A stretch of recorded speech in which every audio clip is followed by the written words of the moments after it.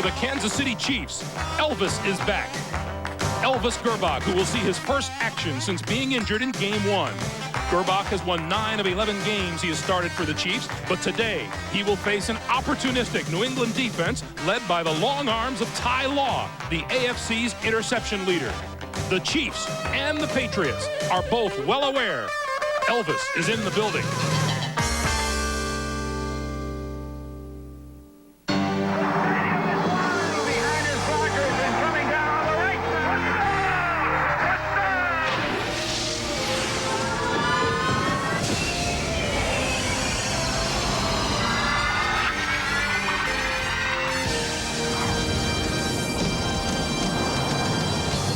Cloudy and a little damp, but not a bad day for football as we welcome you to Foxboro, Massachusetts for today's big AFC matchup between the Kansas City Chiefs and the New England Patriots. Hi, everyone. I'm Greg Gumbel along with Phil Simms. Boy, the Chiefs are amazed. The rain has stopped. The Kansas City Chiefs are indeed welcoming Elvis Grbac back to the starting role as quarterback. Rich Gannon was fine as a fill-in, but Marty Schottenheimer says Elvis is his man. Well, he is, and all the players and coaches for the Kansas City Chiefs, they're excited to see Elvis Grbac at quarterback again. Marty Schottenheimer, I think, said it best. He brings a different element to our team when he plays the position. He can run the offense, he can see down the field, and he has a strong enough arm to really take advantage of the defense. Now, there's another terrific field general out there, and that's Drew Bledsoe of the New England Patriots, who it seems season after season, game after game, has to prove himself. He has his share of critics out there. Well, he does, and you know what? He's proven the critics wrong. This guy can win the big games. He can get it done when he has to. I think he's one of the 5 best quarterbacks in the National Football League. Last week, game's on the line. He goes 4 for 4, leads the team to a touchdown. The New England Patriots win. Drew Bledsoe is an outstanding quarterback. Well, as you see the Patriots and the Chiefs line up, the Chiefs have won the toss. They have elected to receive. It has been raining, not just all weekend, but pretty much for the majority of the last 4 or 5 days here. The tarp only just came off the field shortly before game time. And we're ready to go.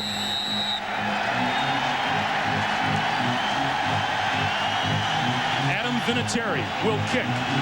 Tamarick Vanover is deep for the Chiefs. Vanover from his 8. And shy of the 25-yard line. He is brought down. 15-yard return. And since his first half injury in game 1 of the season, Elvis Grbac has been out. He now comes back to lead the offense onto the field, and this is what his offense looks like.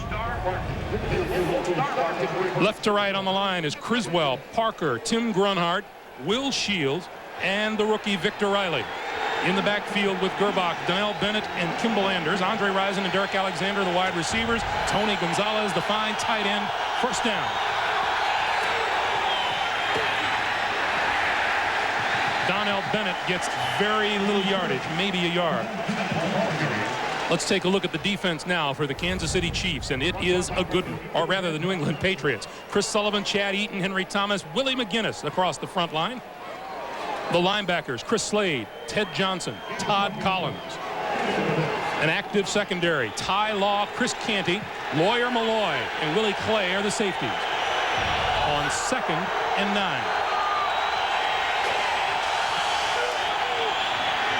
Grbac play action, rolls this way, throws, and hits Gonzalez. Elvis Grbac. Well, that's got to make Elvis Grbac feel really good. We talked to him last night. He was really worried about coming into the game, getting his timing down with himself, the receivers, and getting the flow again. Because when you miss 4 games, I don't care how good you are as a quarterback, it's tough to get over those nerves and get restarted. So that's a good start for him. Marty Schottenheimer in his 10th full season as the head coach of the Kansas City Chiefs. You know, Marty, last night talking to him, you know, this guy he's loosening up. You know, he's having a little more fun, a little more outgoing, and we see it in the style of play the Kansas City Chiefs play on offense. Donnell Bennett with the handoff. And the running game gets maybe a yard. Number 74, Chris Sullivan, in on the stop. You know, when I say that, Greg, I say it a little tongue-in-cheek, but I'd mean it too. Marty Schottenheimer, I think, the criticisms that everybody lays on him that we can't do well in the playoffs, he understands the reason why. The offense has to be more explosive. It's got to take more chances, and they are doing that. But the thing that's held them back, the quarterback, Elvis Grbac, has missed 10 games in the last year and a half. Elvis Grbac saw his share of injury, missing 5 games last season and 4 this year. Rashawn Sheehy in the backfield. Grbac to throw. Complete. Sheehy. And Sheehy gets out close to midfield. That'll be enough for another Kansas City first down, a pickup of about 14 yards. Well, we're kind of seeing early in the game the things that people are doing against the New England defense. Sheehy going down against Todd Collins. That's a pretty good matchup for the Kansas City Chiefs. That's what everybody is doing against this New England defense. Spreading them out, getting matchups on the outside, making it hard for the defensive guys of New England to cover the receivers. And you can't fault Todd Collins for coverage on that play. That's just Elvis Grbac arm getting the job done. Perfect throw. First down from the 49. Straight ahead is Kimball Anders, and Anders across midfield. The pickup of a couple. And he got hit by that tackling machine in there at middle linebacker, Ted Johnson. Anytime there's a running play against this New England defense, you can bet there's a couple guys, Ted Johnson making the tackle, and that Lawyer Malloy, number 36, is trying to come up too and see if he can add a little exclamation point to it. Ted Johnson has led the Patriots in tackling the last 2 years. 115 tackles 2 years ago, 127 a season ago.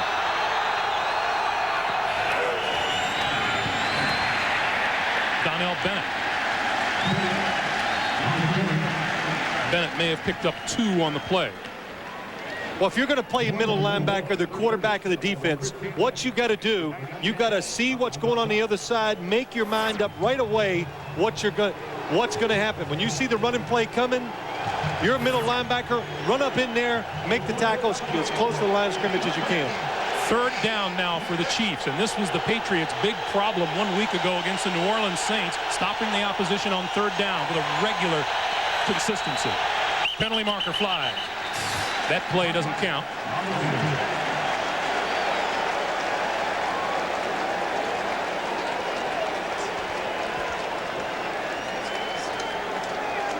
Larry Nemmers is our referee today. False start on the center and the quarterback. 5-yard penalty. Third down.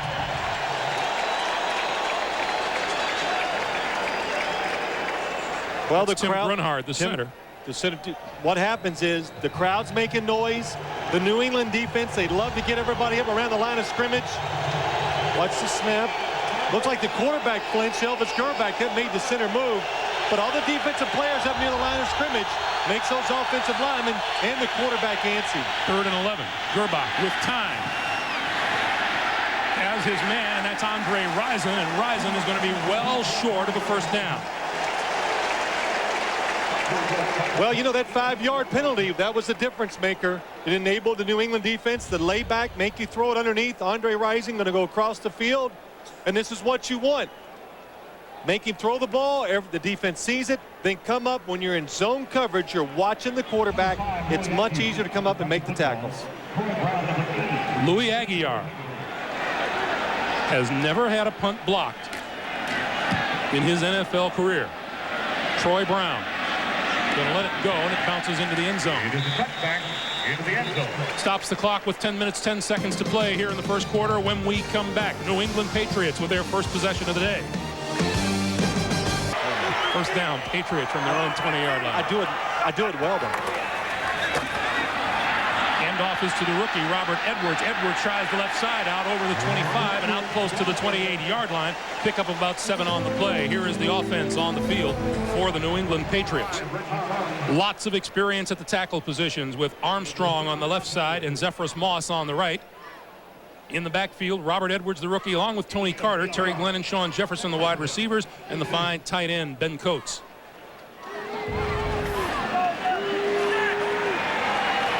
They get an 8-yard pickup on first down. This time, Edwards again. Edwards is short of the first down. Here's the Kansas City defense. Derek Thomas, John Browning, Tom Barnt, Leslie O'Neal, The linebackers are Simmons, Edwards, and Anthony Davis. In the secondary, McMillan starts for James Hasty, who has a sore shoulder. Dale Carter is the other corner. Tongue and Woods are the safety. There's Pete Carroll of the New England Patriots on 3rd and 2. Pass this side, incomplete, intended for Ben Coates. Well, I don't know what happened that time to Drew Bledsoe. It looked like he might have lost his footing or whatever. Had Ben Coates open in the flat, could have picked up the first down. Couldn't get the ball to him. You know, it's an interesting matchup, the New England offense against Kansas City's defense. They both want to, Kansas City wants to get 3rd down situations. New England's going to try desperately to stay out of them because that's when Kansas City's pass rush is way at its best on 3rd down. Tom Tupa kicking to Tamarick Vanover. Low one, bounces, picked off, and Vanover is dropped shy of the 30-yard line. Down there making the tackle, Tibucky Jones, a 43-yard punt, no return. Clock is stopped with 8:49 to play here in the first. Oh, that's a beautiful New England day, but not this day. No, this is beautiful. Yes, it is beautiful. Compared to the last 4 days, it's done nothing but rain. It stopped really actually just before the game started finally. First down for the Chiefs from their own 28-yard line. And Gerbach going to throw it. Out of the backfield, Donnell Bennett. Bennett to the 30, the 35. Cuts back, loses the football. Patriots recover. That's Henry Thomas doing the celebrating. Good hustle by Henry Thomas. He's a down lineman hustling down the field. On days like this, when you catch the football, you're throwing it, you've got to know there's a little moisture on it. It's going to come out of your hands easier.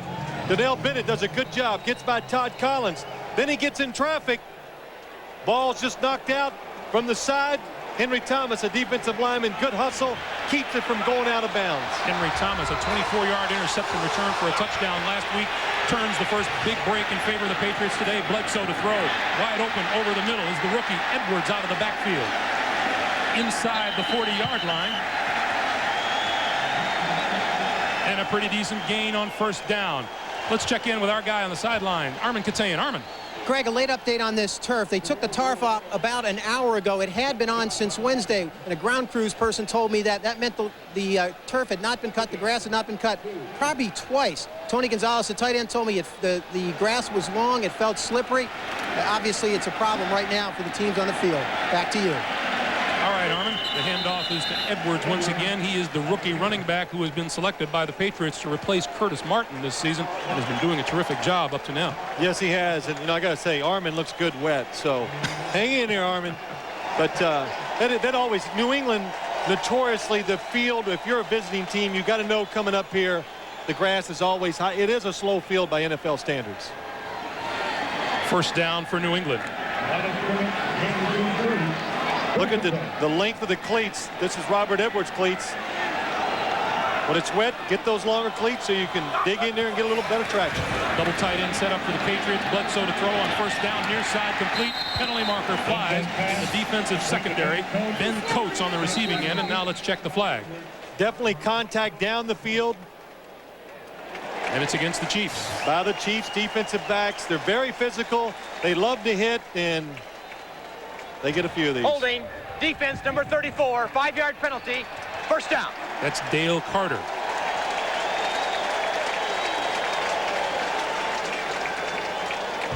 Yeah, they like to try Dale Carter, number 34. Good takedown. Just gets his hands on the receiver and throws him down. Even though sometimes you can get him in position and knock him down, it is legal. That time it looked like he had a hold of the outside. And first down pitch, another penalty marker down. Edwards trying to fight his way around the corner and is met with pretty stiff resistance after a pickup of a couple. That might have been one of the quickest holding calls I've ever seen thrown in this league. As the play was snapped, the flag went flying. Talk to us, Larry. Holding, offense number 64, 10-yard penalty, repeat first down. That's the fourth-year center, Dave Wollabaugh, out of Syracuse. Well, anytime you have an outside play, you're the center. You got to snap the ball. I'm sure he's worried about trying to get in the way, get in the way of the defensive lineman, trying to make sure he doesn't get outside to the right. Tough block by the center, and he got caught. You know, this has to be the Caribbean to the Kansas City Chiefs after what they went through last Sunday night in Kansas City. Oh, boy, we talked a lot about all the rain they dealt with. And have you ever even seen anything? Never seen anything like that. Marty Schottenheimer says, well, where we play, the rain follows. 1st and 20. Bledsoe and his arm hit, and the reception is made inside the 25-yard line. Terry Glenn. 12-yard pickup. Well, sometimes when your arm gets hit, the ball gets tipped as a quarterback, it usually results in an interception. But this time, Donnie Edwards gets inside, hits Drew Bledsoe's arm, and see, it goes both ways. Terry Glenn is actually out of bounds, comes back inbounds, makes the catch, but they do not see it. Right before there, his foot was out of bounds. He came in. Good job getting both feet down there. What a great catch on maybe the ugliest pass we'll see all day. Well, he couldn't help that. No, Derek Cullors into the game as Bledsoe will throw. Tony Carter out of the backfield, down the sideline, and is out of bounds. Looks like he may be out of bounds back at about the 10-yard line. Good play call by the New England Patriots. What they want to do today on 1st and 2nd down, they want to try to make plays down the field. Play action fake, throw it out in the flat to Tony Carter. It's man coverage. You got to make that tackle and watch his foot. Boom. Good call by the officials. They see it on the 10-yard line. But what New England, talking to the coaches here, they want to avoid 3rd down. Ernie Zampese, the offensive coordinator, 3rd down is tough against this Kansas City defense. 1st and goal, the ball just inside the 10-yard line. Edwards, the rookie, picks his way across the left side, now close to the 5-yard line.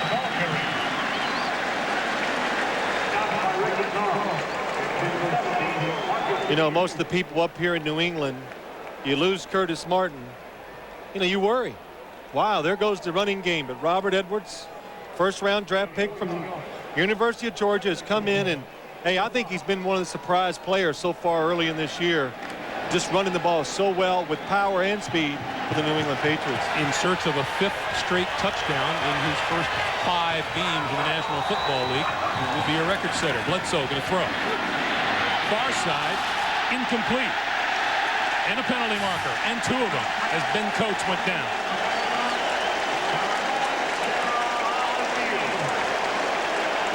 Donnie Edwards was the man covering Coates. Phil, the color of the day is yellow so far. It is. Well, when you're blitzing, that time Kansas City, everybody's coming. You've got some bad matchups for the Kansas City defense. Donnie Edwards on Ben Coates and Leslie O'Neal. Leslie O'Neal was out in the flat trying to cover Tony Carter. That's another tough matchup. Defense number 91, holding, penalty decline. Defensive pass interference number 59, 1st down. The holding call was Leslie O'Neal. 59 is Donnie Edwards.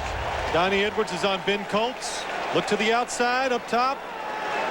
He's just got a hold of him. Ben Coates is trying to ward him off to the inside. It's kind of hard to call on either one. I'm really in no situation. Ben Coates, he doesn't really try to outrun you a lot of times. He tries to outpush you. And you got to be careful as a defensive player not to get caught up into that. Patriots 1st and goal from the 1. Edwards, touchdown.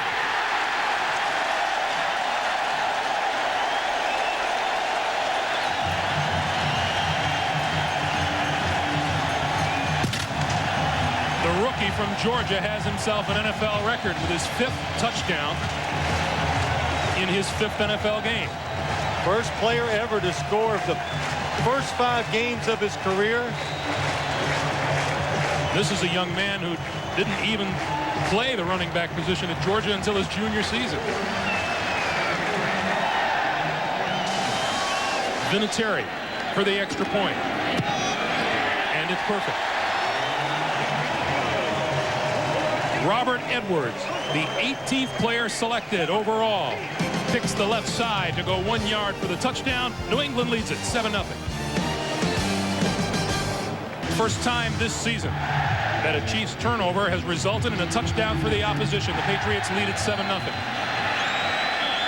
turnover from his 17.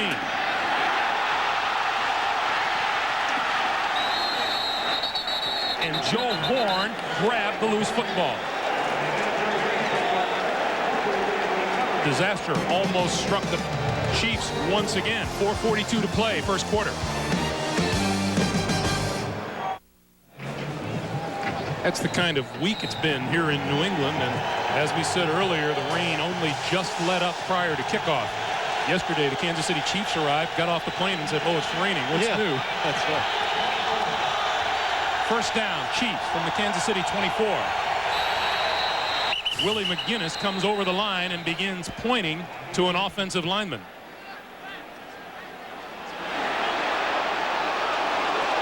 Uh-oh.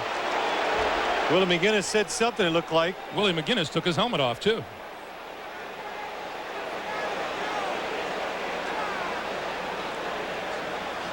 Willie needs to know they can hear him just as well through the face mask. Well, that's a rule, of course, that was instituted. And, you know, I like it. Keep your helmet on. Don't bring attention to yourself on the football field, away from your teammates. And if you pull it off in disgust, sportsmanlike conduct. So Willie gets hit with a couple of them. Now that could be, both penalties would be marked off. 5 yards for being offsides. Play is dead. Everything stops. And then 15 yards on sportsmanlike.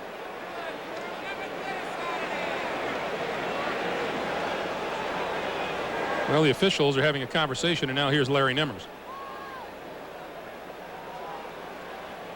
Well, having a conversation because there's 1, 2, 3, 4, 5 yellow flags on the field, so they're just making sure. Number 55, offside, unabated to the quarterback. That penalty declined. Number 55 took his helmet off during the play, unsportsmanlike conduct. That's a 15-yard penalty, first down. So the 15-yard penalty overrides the 5-yard penalty. I thought in a situation like that you would get both, but that is not true. So just 15 yards for the Kansas City offense. So the Chiefs now begin play from their own 39.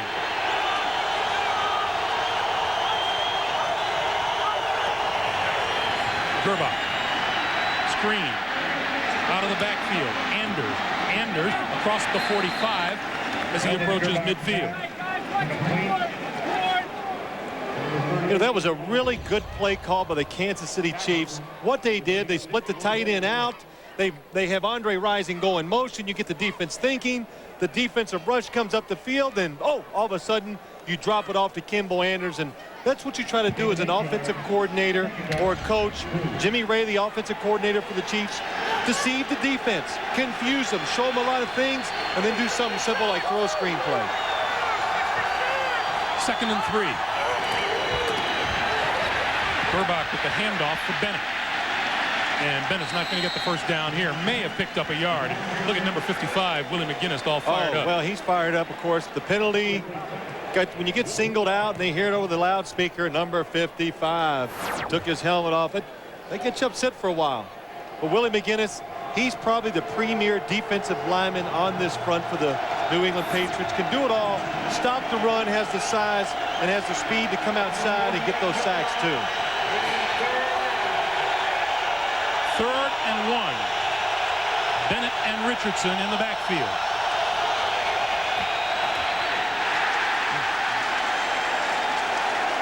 It's going to be very close. He's short.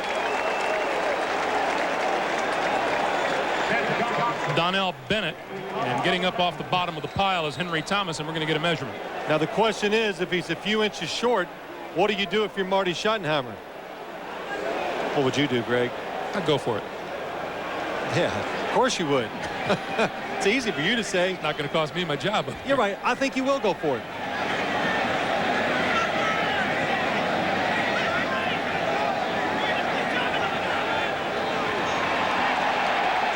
And they are that short of a first down. You know, when you get in those 3rd and 1 yard situations and you're a linebacker on the other side, you are doing one thing. It's going to be a run up the middle. That's all you're looking for. Ted Johnson, number 52. Here he comes. Nobody in front of him, makes the hit, makes the runner go down to the ground, and Marty Schottenheimer is going for it on 4th down. They are 6 of 9 so far this season on 4th down. Bennett and Richardson in the Kansas City backfield.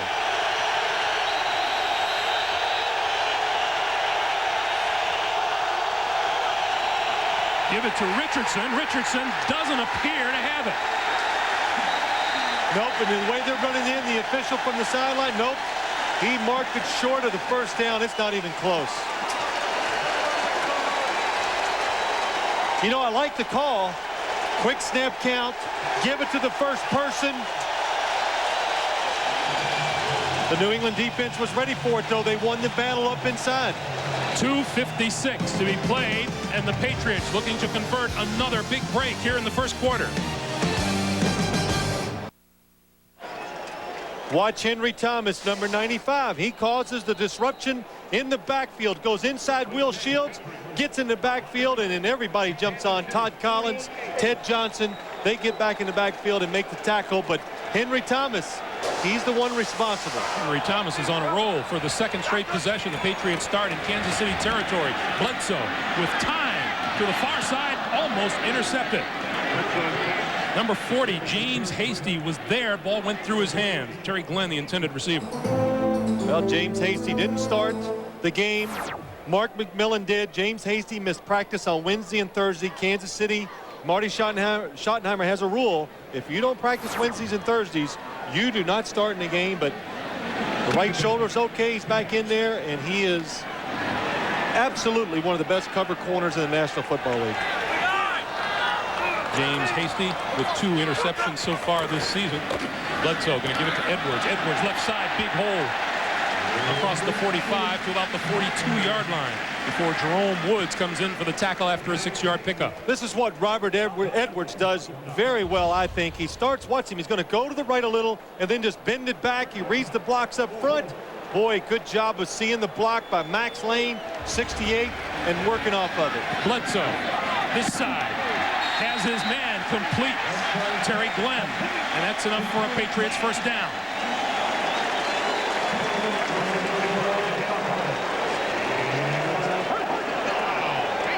The one thing Marty Schottenheimer told us yesterday was that he did not want to see Drew Bledsoe get into a rhythm early in the game.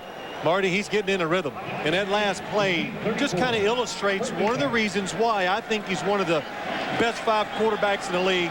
Coverage on the outside, he drops back and just rears back and sticks it in a little window that he has to complete the pass. We're inside of 2 minutes for the first quarter. 1st down for New England. Edwards trying to find running room right side, gets bumped out of bounds as he approached the 30-yard line. A pickup of 3 for an NFL Today report. Let's check in with Jim Nantz in New York. Jim.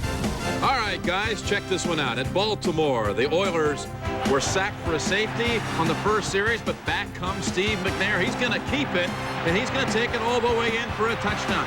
By the way, they went for 2 and missed. 6-2 Oilers, minute to go in the first. Let's go back to Greg and Phil. Steve McNair is a running back who can throw the football, you know? and not just not a halfback, a fullback. 2nd and 7 for New England. Bledsoe, straight drop, near side, and has his man. This time it's number 82, Vincent Brisby. Could you hear it? You can hear it from our sideline mics. You can hear the ball hitting the body of Vincent Brisby. And, you know, that's a defensive back. You know, that's why they don't like Drew Bledsoe. They don't, you know, because they know they can be there and be so close, and boom, the ball is in there. Most quarterbacks, you can react to it once it's in the air. But Bledsoe, you don't have that opportunity. Coming up on 45 seconds to play in the first quarter. 1st down for the Patriots from the 22. Edwards straight up the middle. Big hole across the 15 to about the 12, the 14 or 13-yard line. You know, you got to keep giving that defense different looks, and the New England Patriots did that time. Lovett Purnell, the backup tight end, comes in motion, gets in position, then works his way up inside just like a fullback would, and open up the big hole for Robert Edwards. This is close enough for a measurement, so the clock is stopped momentarily with 27 seconds. Wasn't that close?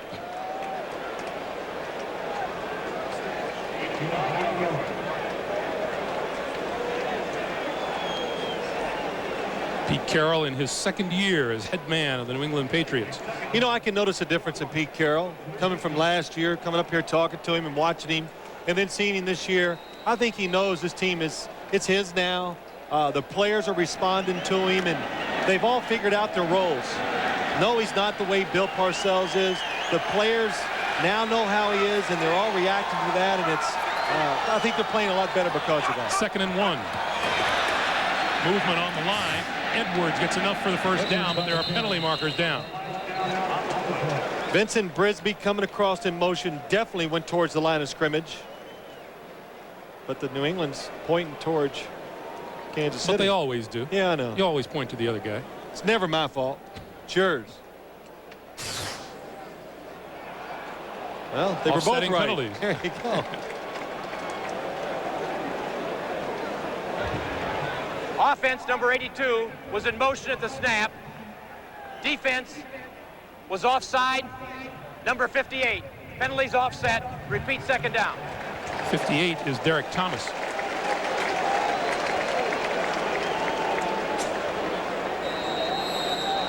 So now the clock will wind, and that will be the last play of the first quarter. As time winds down here at Foxboro, we've played 15 minutes, and the Patriots with a 1-touchdown lead, threatening to go up even more. We're coming back right after this. Some of that beautiful New England foliage you always hear about, it comes with the territory. Well, it's the first time we could see it, though, since we've been here, because you can only see about 5 feet in front of you for the last couple of days. Cloud cover is up above 100 feet. 2nd and short. Edwards with enough for the first down. Yeah, on that play, Greg, I thought maybe 2nd and about a foot that New England might try to do something to deceive Kansas City, stick the ball in the end zone, because what I always hated as a quarterback, and your offensive coaches, Ernie Zampese calling the plays for New England, 1st and goal from the 11. It's the worst. It's the hardest spot there is to score from in the National Football League. Tony Carter and Derek Cullors are now in the backfield.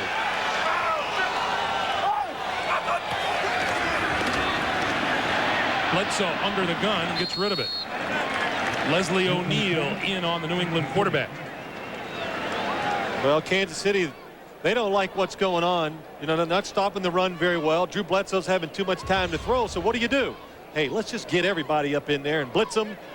And New England can pick them all up, and Drew Bledsoe, they had a screen call, but he just does the smart thing and throws it away.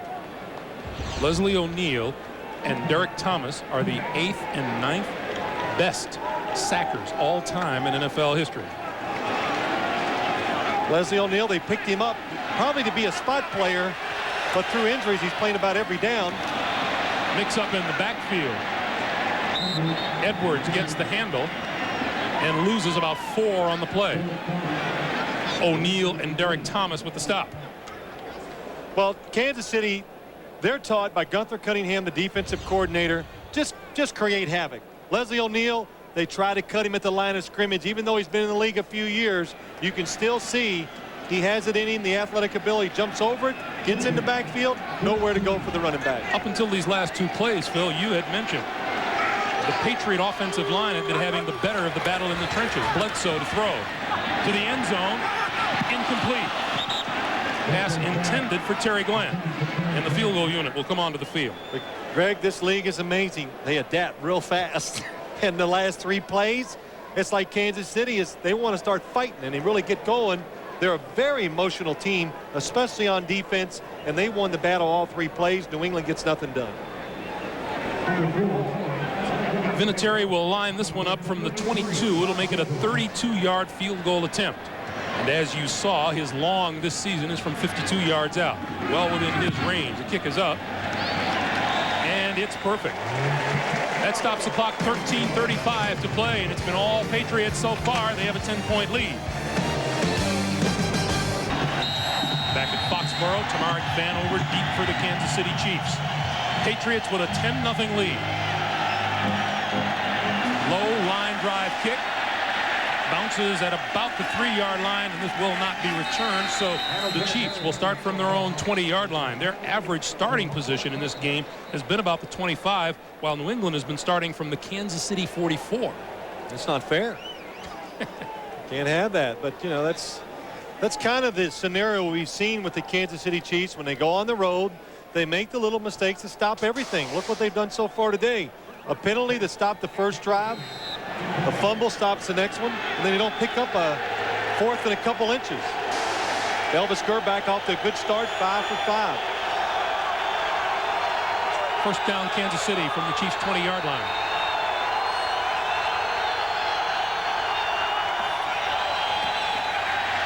On the ground with Donnell Bennett, and Bennett gets very little, and you'd have to think Elvis Gerbach is going to begin looking for his favorite receiver, Andre Rison, pretty soon. You got to, Greg. Let me tell you, New England, they want to force you to throw the ball on first down. They put people up near the line of scrimmage, the safeties. I call them greedy, over anxious, whatever you want. They're around the line of scrimmage trying to create havoc in the running game. Andre Rison outside one-on-one with Ty Law almost every single play. You don't even have to read the coverage. You know they're going to be one-on-one. Ty Law is number 24, and he plays him up tight. Gerbach going to lob it down the sideline. Incomplete, intended for number 82, Derek Alexander. And a penalty marker is down on the field. As if that is something new today. Yeah. It's going to back the Chiefs up. That rain out there on Sunday night did something to Kansas City. Illegal motion, number 88 offense, penalty decline, third down. They will decline the penalty, so it is 3rd and 9.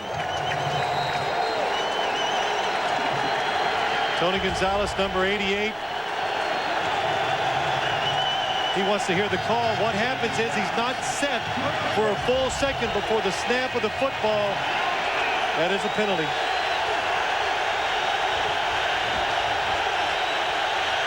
Look at New England. Everybody up. Running around, trying to cause confusion. Gerbach rolling, throwing deep. Tipped up in the air. Incomplete. Intended for Alexander. And the Chiefs will have to kick it away. And that is a good thing. You saw what New England tries to do. You saw everybody at the line of scrimmage. They're causing confusion. Elvis Gerbach, he goes, well, heck, we can't pick all these guys up coming. But you know what? You can. Look, stay in the pocket. But you panic a little as a quarterback. He runs outside, and then he just throws a hope shot right in the middle of the defense. He's very fortunate the ball was not intercepted. Number 80, Troy Brown, is deep for the Louis Aguilar punt.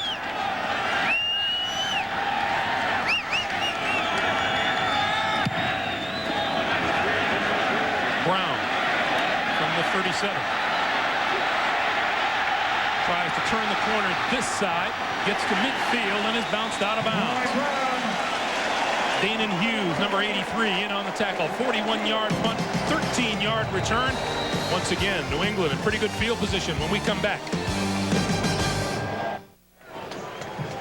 Back at Foxboro, number 83, Danon Hughes only has just now gotten off the turf after making the tackle. Let's take a look at what happened. Well, he comes hustling across the field. Look to the right side of your screen.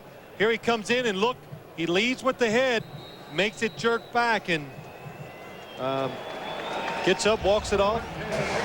Just another good example why you have to be careful as a football player, leading with your helmet. Try to get in there with the shoulder if possible. Patriots start at midfield on first down. And Bledsoe with time over the middle. Edwards out of the backfield. 45. And close to the 40-yard line. Close to another first down. A pickup of 9 on the play. Well, New England, they'd like to come out and throw on first down. But watch Ben Coates going down the middle of the field. That's the read. Drew Bledsoe trying to take advantage of the safety splitting. It's not open. It's a little...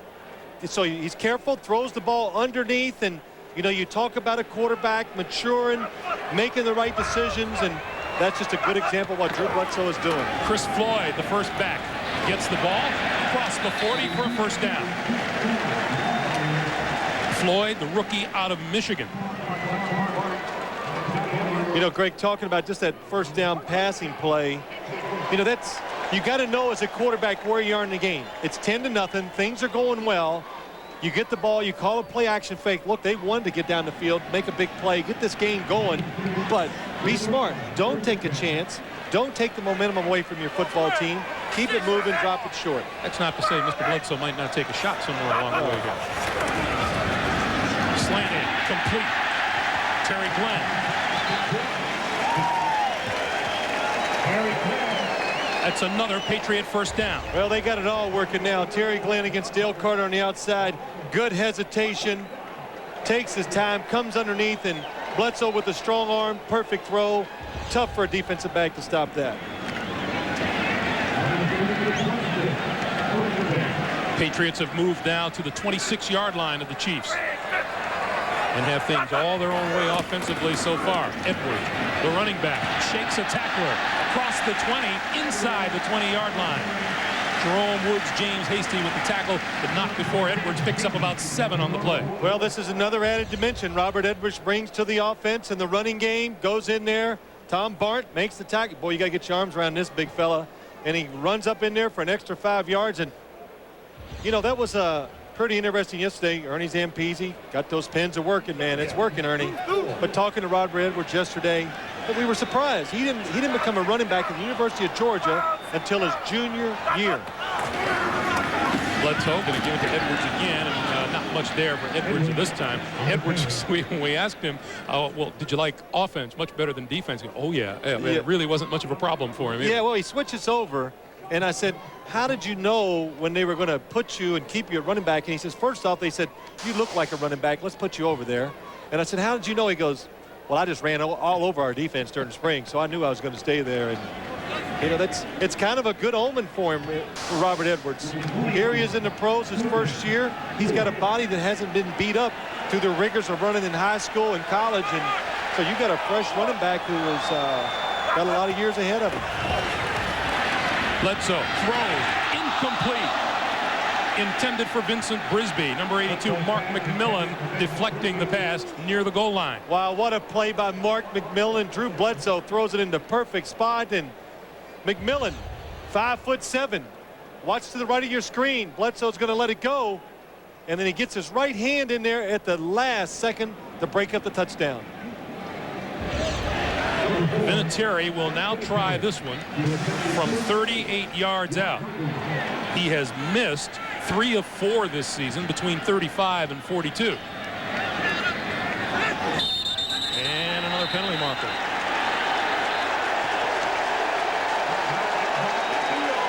If this is against Kansas City, this will be a first down.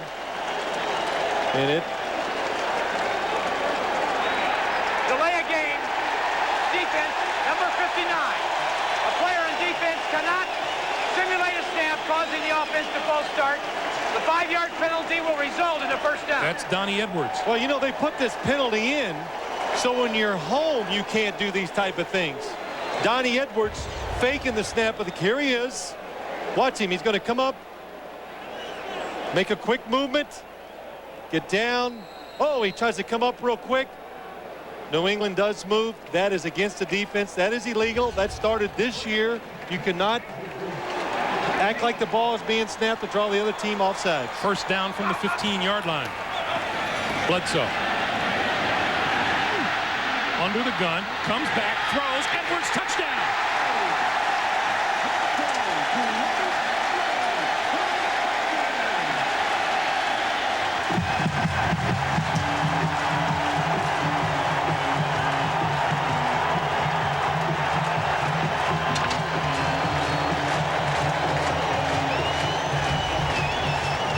We have literally seen the Kansas City Chiefs self-destruct here in the first half. Greg, that's the word for Drew Bledsoe. What a good job stepping up in the pocket, staying poised, and finding Edwards in the end zone for the touchdown. Extra point is good. Penalties and turnovers. The Chiefs are killing themselves. 17-0 New England. 9:11 left in the first half. 9:11 to play. First half. Vinatieri to kick for the Patriots. Vanover at the 4. Runs into traffic at about the 25-yard line. 21-yard return on the play, and that's where the Chiefs will begin when we come back to Foxboro, Massachusetts. This is the NFL on CBS.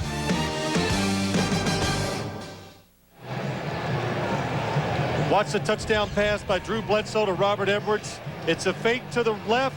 Edwards is going to block. on Simmons, the linebacker. He goes through. He's not even in the pass play. He sees Drew Bledsoe coming towards him. He makes a move up the field. Good adjustment by the quarterback and the running back, results in a touchdown. Pretty good poise for the rookie running back out of Georgia. First down, Kansas City. Gerbach to throw from his own 25, far side of the field, has his man out there, and it is complete to number 82, Derek Alexander.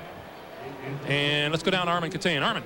Greg, first for an injury update on Danon Hughes. He's got a left shoulder contusion. He's questionable for the day. Now, as for Robert Edwards, growing up in Tenniel, Georgia, he and his friends used to play a lot of pickup games. When they would show up, they'd pretend to be other players. I'm Marcus Allen, I'm Joe Montana, I'm somebody else, Dan Marino. When Robert would show up, he'd say, "Who are you, Robert?" He goes, "I'm Robert." A good sense of his self-worth on display today. Back to you. All right, Armin.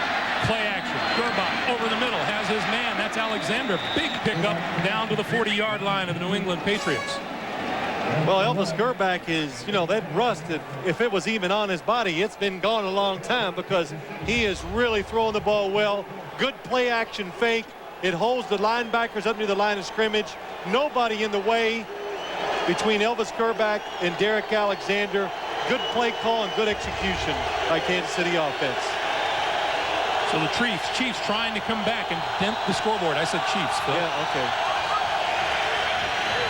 Gerbach, slant in, complete and incomplete. Now Andre Rison. Well, Andre, he felt that, you know, that sound of about 6 pair of feet coming towards him, and I don't blame him. It's a blitz by the New England Patriots. Ted Johnson, Todd Collins both coming in. Gerbach does a good job. He waits to Andre Rison, gets past the linebackers. There's a little hole, but he sees Lawyer Malloy come in and takes his eyes off the ball just for a second. Results in an incompletion there. Ty Law, number 24, regularly gets the opposition's best receiver. Today it's Andre Rison. Up the middle, Kimball Anders. Well, what did he tell us last night, Andre Rison? He was looking forward to this matchup. He wanted to play against Ty Law. And I said, well, what makes you so excited about it? He says, hey, that's not Deion Sanders over there, and that's not Darrell Green. And he thought the matchup favored him. And, you know, just looking at him, watching him on film, Andre Rison, I think, is running better than ever. He looks trim, and the Kansas City Chiefs are excited about him. He has the potential to make big plays for their offense. 3 wide receivers in, Rison, Alexander, and Kevin Lockett. Ball tipped at the line, falls incomplete on 3rd down. Willie McGinnis in on Elvis Gerbach. We'll take this opportunity to remind you, coming up at halftime, we'll be sending you to our New York studio for the NASDAQ halftime report. Jim, Marcus, Brent, and George getting you caught up on all the action from this 6th weekend of the '98 NFL season. And Vern Lundquist and Randy Cross preview the Denver-Seattle matchup, all coming up on the NASDAQ halftime report. They were making fun of us today in there, you know. Talking about our acting skills or whatever. 4th down. The Chiefs go for it on 4th and 6. Gerbach with time, reloads, far side, incomplete. Intended for Rison.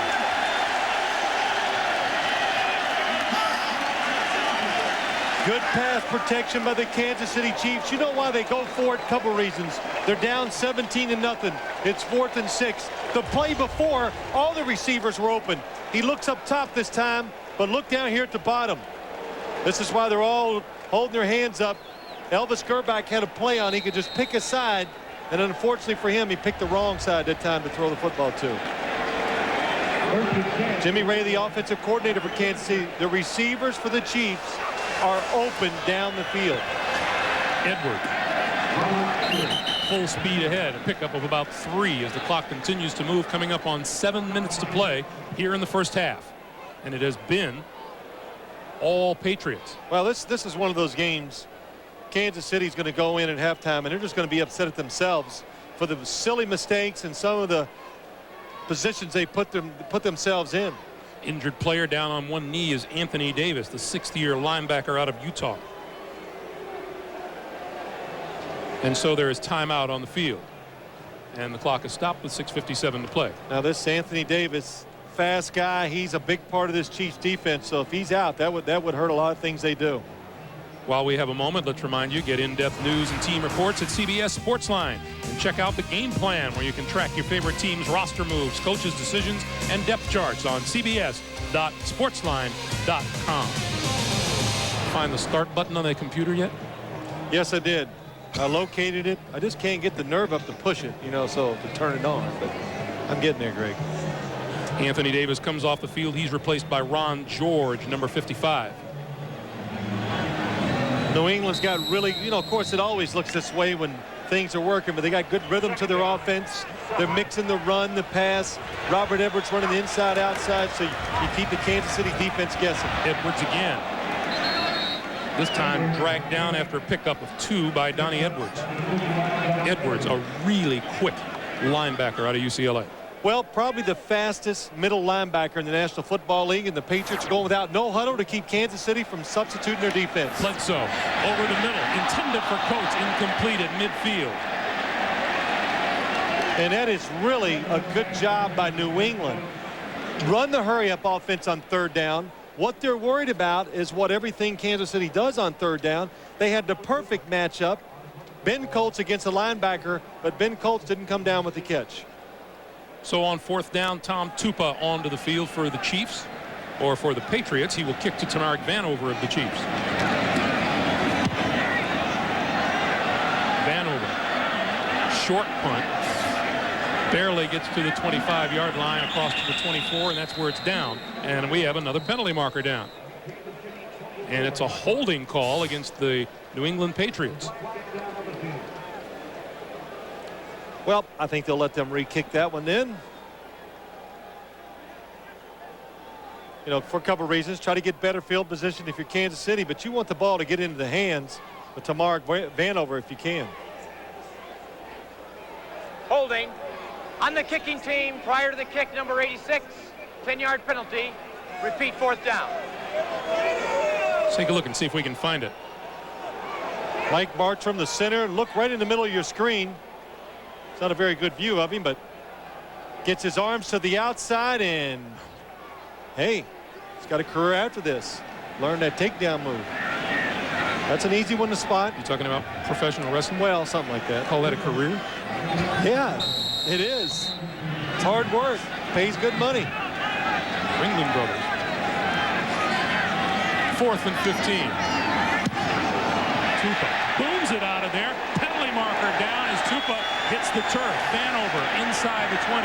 Out of bounds at about the 27-yard line. And Ron George was in on the kicker.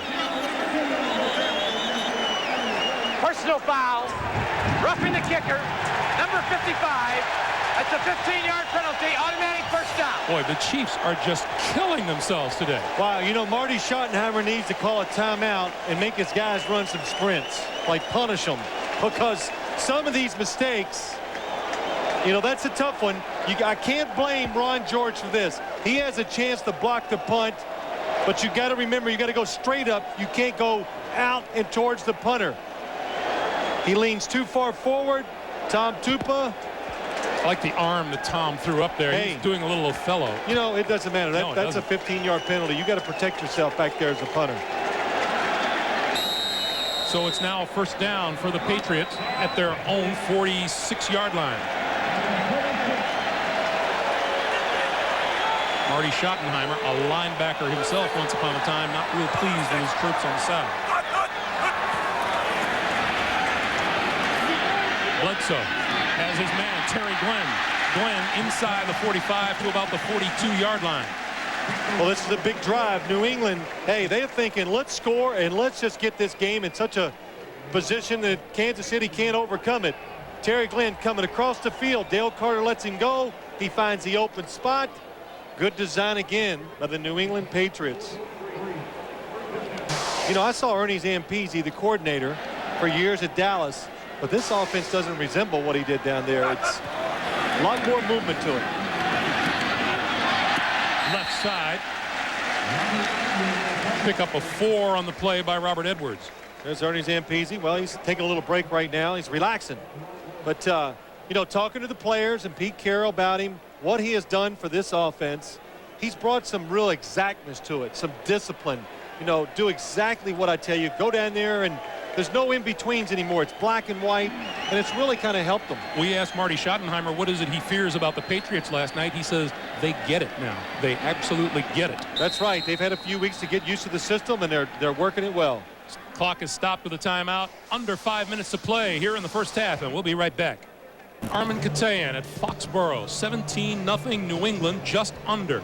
5 minutes remaining here in the first half, and a good look at Drew Bledsoe. Yeah, good look at him, really throwing the ball well again today, and he's throwing it well all year long. And we're talking about Ernie Zampese, the new coordinator, offensive coordinator up here, and Drew Bledsoe's got a big band on his left arm. If we get a chance, we'll show you what he has written on that arm, some of the plays. Terry Glenn in motion.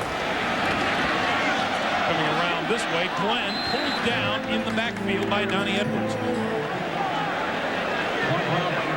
Well, New England guessed wrong that time.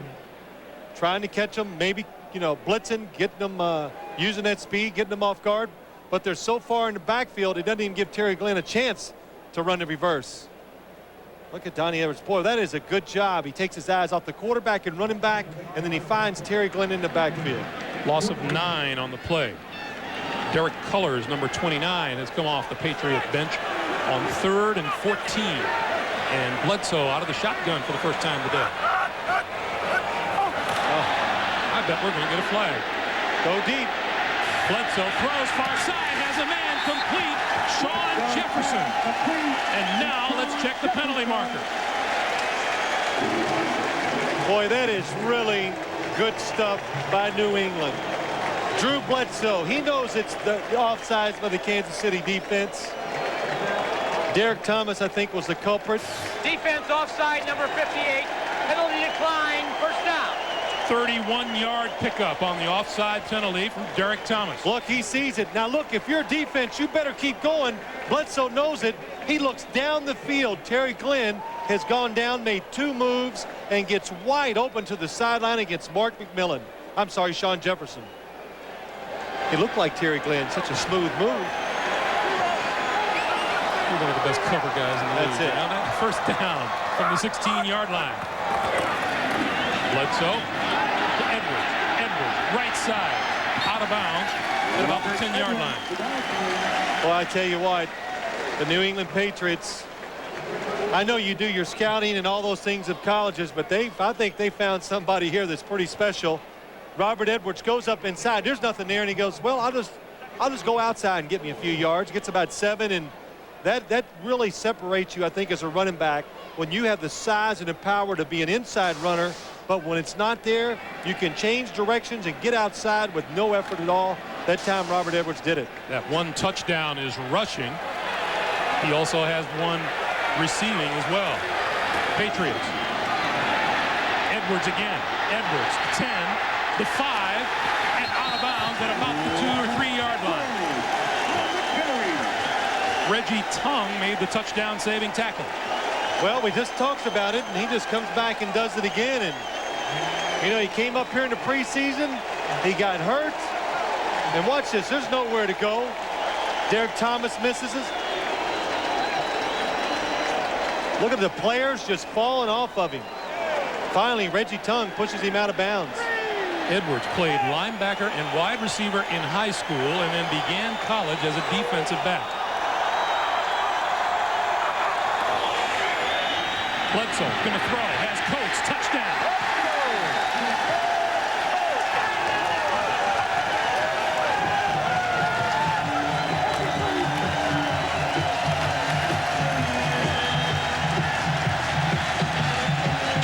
Well, that's just stealing. That's what it is. If you're the quarterback, the game is moving like this, and they call this play, you know it's going to be wide open. You're running the ball. Good fake by Drew Bledsoe. Watch Ben Coates. The defense, they're trying to somehow dig in there deep enough to stop the running game. Ben Coates sneaks behind for the touchdown. Coates' first touchdown of the season. Vinatieri to put the exclamation point. As the rain has begun to fall again here in Foxboro, the Patriots don't care. They're up 24-0. 24-0, and the crowd loving it. Well, everybody up here the media, the fans, and even the players and coaches of New England, they want to know, can they be one of those upper echelon teams? And they haven't beaten a team with maybe the status of a Kansas City Chiefs. You know, they lost last year twice to Pittsburgh. They lost to Denver this year. Well, today they're making a pretty good statement. The Chiefs come into this game allowing the fewest passing yardage per game, 130, and already the Patriots have 131. This is Vanover, right side, out of bounds, shy of the 40-yard line. Let's take a look. Robert Edwards today, I mean, if you watch a lot of football, it kind of reminds me of Terrell Davis. Just has the little subtle moves that gets him in those cracks to run up in there for the yardage. And boy, what an added plus. That he can also go down the field and catch the football. But all the tackles he's been breaking, I swear, it's like the uniform's blue. It almost reminds you of Terrell Davis. 92 yards already today. Gerbach goes back to work from his own 37. In the rain, throwing as a man in and out, incomplete and almost intercepted. Derek Alexander, the intended receiver. Well, I tell you, Elvis Gerbach, he grew up in Michigan. He doesn't care if the ball is wet and it's raining. He is throwing perfect spirals, and he has them on the perfect direction. And Derek Alexander, again, I tell you what happens. He sees Steve Lofton coming across. They're worried about the hit. You know, you're going to get hit anyway. Go ahead and try to concentrate on the ball and make the catch. And the blitz. Gerbach gets rid of it. Has his man out of the backfield, Kimball Anders. And Anders pulled down just across the 40-yard line. A pickup of maybe 4 on the play. And down, hey! And now the clock stops with 2:18 to play. You know, I was talking about that Kansas City defense coming into this game, number 1 in the NFL in allowing passing yards, 129.6 a game, and Drew Bledsoe has chalked up 131 already. Well, they haven't met a quarterback like Drew Bledsoe and this pair of receivers that he has, or more than a pair, so that's a new challenge. And they played in some rain. They got a chance to play a rookie quarterback, so they could be a little misleading so far. They played Jacksonville, they got so far behind. They didn't get tested through the air. The news isn't all good for New England. That's Willie McGinnis, number 55, writhing in pain down on the turf.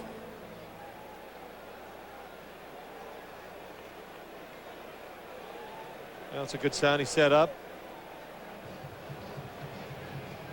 If we know Willie, probably looking to hit someone. Well, you know, we had a chance to talk to him too. Well, we talked to him on Friday, and he was in good spirits. I think he feels really good about the football team. He is one of these guys. He's the leader of this defense and one of the leaders on this football team. And he keeps this defense going. What did he say? 2 years ago, we got sick of hearing about the offense up here in New England. Curtis Martin, Drew Bledsoe, Ben Coates, Terry Glenn. And he says they did something about it. Out to make a name for themselves because everyone was talking about the Bledsoe to whomever combination, and that was fine, except that he said, well, we had a few guys on defense that needed some recognition as well. That's right.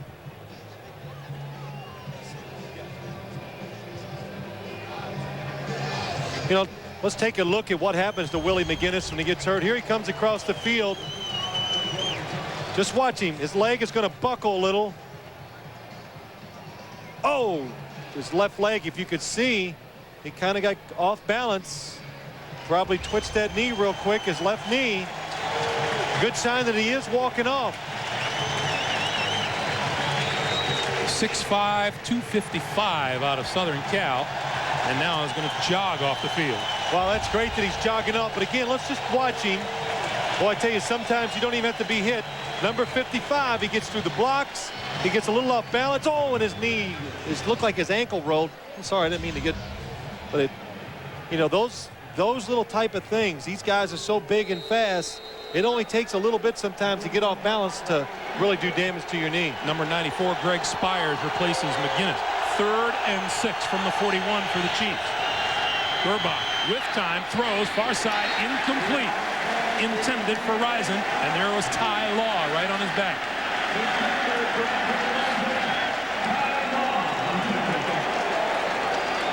Ty Law, 4 interceptions so far this season, off to a terrific start. Well, he is, and he talked about his first year up here. Bill Parcells was the coach. He picked on him all the time, and they'll tell you all, you've grown up and become one of the better cornerbacks in the National Football League. He said, I want the other team's best guy. Well, you're getting him. Troy Brown deep for the Aguiar punt. Brown lets it bounce. It'll roll into the end zone. And there's a penalty marker down. Oh, I'm shocked. And Willie McGinnis heads to the locker room. This is going to be against Kansas City. I wouldn't want to be in Marty Schottenheimer's way as he makes his way to the locker room at halftime. Well, you know, you go in the locker room at halftime, and this, I don't know whether you go in and yell or you plead or you beg. Prior to the kick, holding on the kicking team, number 54 is declined. First down, New England. And that'll take us to the 2-minute warning with 1:53 showing on the clock. And the New England Patriots just having themselves a dandy day this afternoon. This opportunity to remind you again, coming up at halftime, to our New York studios for the NASDAQ Halftime Report. Jim Nance, Marcus Allen, Brent Jones, George Seifert getting you caught up on all the action. Weekend number 6 already. How time does fly when you're having fun, Phil. Who's having fun? Vern Tell me. Lundquist and Randy Cross preview the Denver-Seattle matchup coming up on the NASDAQ Halftime Report. Not that man. Boy, I tell you what, that is not, you can't even make fun of that look. Gunther Cunningham, emotional. Look, the first 5 games, they gave up 24 points in the first half today. They matched it. On the ground, Robert Edwards. Robert Edwards is really good at moving the pile. I tell you, Greg, that was probably the biggest thing that surprised me, because this is the first New England Patriots game we've had a chance to do, watching tapes and you study them, and is the fact that I was just as shocked at how good he was. You know, I didn't realize he was maybe as fast and as dynamic of a runner that he is. And the Patriots, they kind of downplayed a little. They think that the upside is, they think in the next, like the second part of the season, he's going to be really good. Well, he's pretty good right now. Cedric Shaw is into the backfield for New England on 2nd and 8. And the handoff is to Shaw. And Shaw out close to another first down. The word from the sideline on Willie McGinnis is that he has a twisted knee and his return is questionable. Meanwhile, Dale Carter is down on the far side of the field. There is a guy that the Chiefs can ill afford to lose. Well, they can't afford to lose him. Watch Dale Carter going down the field, and he just slips, and and you could see the front of his cleats catch the ground and his back cleats do not. Armin Katayan told us early on that the grass had not been cut, that it was slippery down there. And Dale Carter goes down. And Marty Schottenheimer has just had a world of injuries to contend with this season. Well, he has, and you know, you got to commend, you know, a couple of things. He never complains about it. Nope. Never says the word does. He says that's part of the game. You just got to deal with it. But somehow, with all those injuries, offense and defense, they've been 4-1. But this would, you know, that was not a good-looking shot of Dale Carter's knee. This is an injury that could really hurt the Kansas City Chiefs because they rely on their corners to take so much responsibility so the other guys can kind of run free. If you lose a Dale Carter or James Hasty, you're going to have to come up with new ways to coach your defense. Well, remember, James Hasty did not start this game because he missed a couple of days of practice this week with a sore shoulder. Mark McMillan started in his place. Now they're looking at Carter down on the sideline. Elvis Gerbach just back today after missing 4 games with a shoulder injury. Dave Zott, one of the best guards in the league, he's out. Justin McLaughlin, they're starting to practice with the team a little. Their defensive lineman, the guy from the Oakland Raiders, they're hoping he can come back soon. Dan Williams, you know, big-time defensive lineman, he's holding out. John Browning was out earlier this season. He just got back, so that's really helped the defense out a lot, the run defense. And you can see Marty Schottenheimer, he's concerned. Where are those LA Docs when you need them?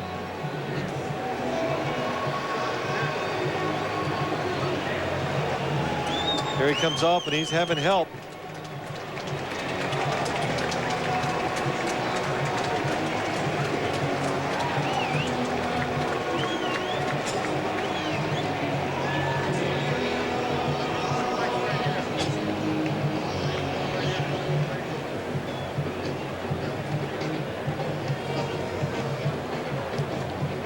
There's what we told you earlier about the Chiefs.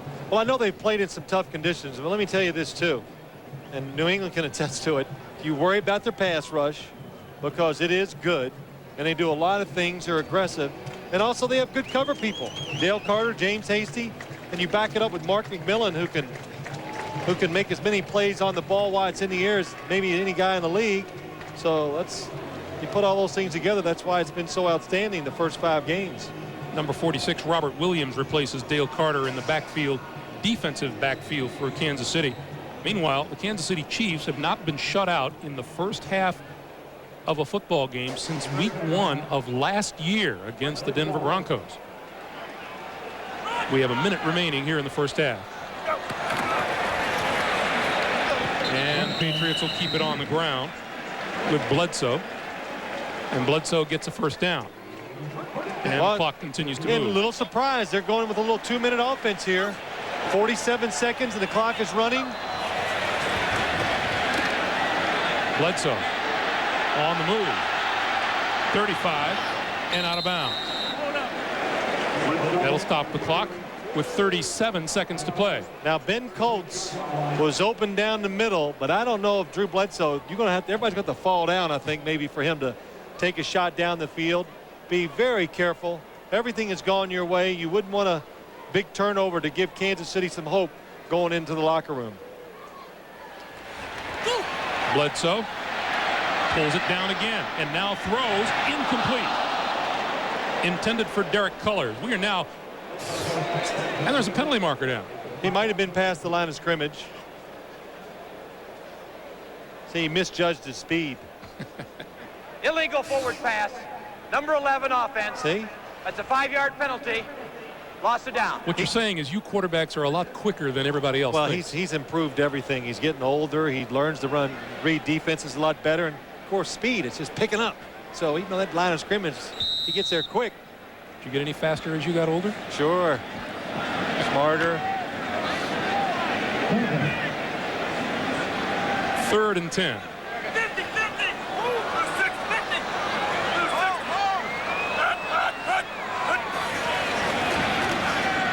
Bledsoe from the shotgun down the middle has a man complete wide open. Troy Brown, 35, out of bounds inside the 30-yard line.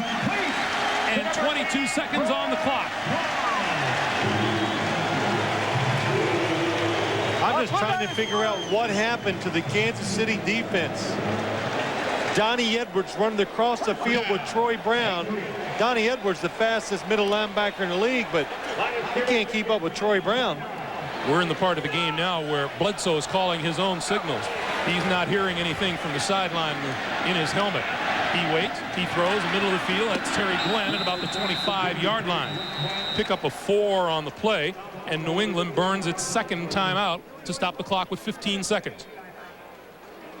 You know, you're right. Greg, you were talking about he's calling his own plays, and I was a little surprised to hear that. Nobody gets to call their own plays anymore in this league. He does a good job. Nothing open down the field. Throw it underneath. You've got timeouts. He knows that they had 2 left. You get tackled in the play of the field. Call the timeout. Still 1 left. But last week in New England, the game is on the line. I mean, down in New Orleans. They get in the huddle on the sideline. Well, Drew, you take it. You know, I think that shows tremendous confidence in your quarterback. And, you know, he didn't seem like it was any big deal. You know, even John Elway in 2-minute situations, as he completes a pass, Mike Shanahan's telling him in his headgear the next play, and he did a good job, took his team down the field right away, get the game-winning field goal. Today, doing a good job with his play calling, again in the 2-minute situation. 2nd and 6 from the 25.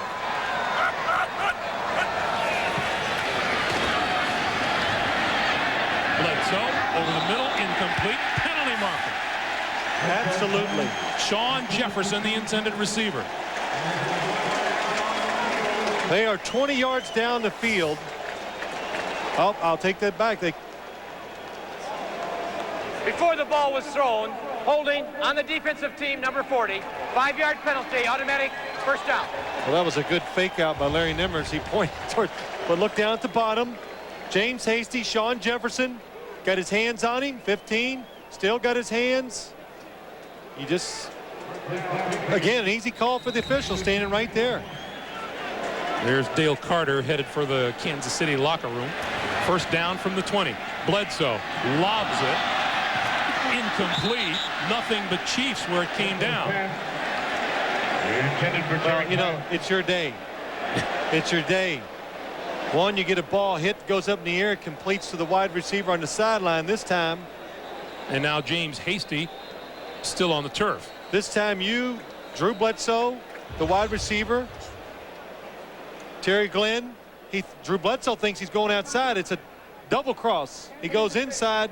James Hasty gets hit by his man Jerome Woods. They run into each other. And Hasty is up and walking it off. I don't think Marty Schottenheimer would dispute the fact that this first half has been nothing short of a disaster for the Chiefs. I think he's in shock. I mean, I don't know he even knows how to react on the sideline as we've seen him, because he can't believe it's been a long time since I've seen the Kansas City Chiefs completely self-destruct in a football game. There have been penalties, there have been turnovers, and now Adam Vinatieri made a 32-yarder. This one is from 38 yards out. Gets it away, looks good, is good. As time expires here in the first half, Adam Vinatieri from 38 yards out, our halftime score. Patriots 27, Chiefs nothing. We'll be sending you to New York and the NASDAQ halftime report. Jim Nance and company getting you caught up on everything after these messages from your local station. Report, Jim Nance with you, and what a first half performance by the Patriots. Now, the Chiefs all season long, first 5 games, had allowed only 24 points in the first half, give up 27 today. And George Seifert, what's been the story here? Well, I'll tell you the story, I think, is Robert Edwards. I mean, they were looking for a replacement to Curtis Martin, New England was, and it looks like they found him. At the same time, you got a team here, Kansas City, they're having some problems offensively. Penalties, fumbles, miscues. Yeah, Edwards. Tough defense they're facing. He's been sensational, the 18th pick in the first round, and scoring 2 touchdowns today. Elsewhere in the NFL today, let's check it out. First off, Pittsburgh and Cincinnati just start the third quarter. Pittsburgh up a point on the Bengals, even though O'Donnell's had a fine performance against his old team. And Stewart, those old teammates, kind of chummy before the game. Then Slash would break one free here for the Steelers. You got to keep contained when you play Cordell Stewart. The defensive end's let down, and he is off to the races, Jim. It would set up Pittsburgh's just second touchdown in the last 11 quarters. It's Jerome Bennett taking it in. At least get a hand on the bus here. He didn't even get touched. He walked in. It's like passing by all the bus stops. Didn't let any of the kids on. Talk about a freak score, though. Check this one out. Brent Darnay Scott right before the half. Bobbled snap, forced them to go for 2, and they missed. So Pittsburgh leads by a point third quarter. Tennessee at Baltimore. Tennessee 218 total yards, and the lone touchdown coming from Steve McNair. A little stilted at the start for McNair and the Oilers. Their first possession, he is sacked for a safety, but he would atone for that mistake a little bit later on. Yes, that doesn't scare McNair. It makes a great move on Rob Burnett, avoids the trip. He's running down the sideline. No, not the side, middle of the field. Let's call him ground McNair. 40-yard touchdown. 9-2. One appearance on the Buddy Farrow Show. Now you're rhyming things, all right? Scare McNair. I got you. Buffalo and the Colts. Doug Flutie's in at quarterback for Buffalo. Rob Johnson out with a rib injury. Flutie 14 of 18, 130 yards. Meanwhile, Manning has thrown for 83 first half yards that led to 4 field goals by Vanderjagt.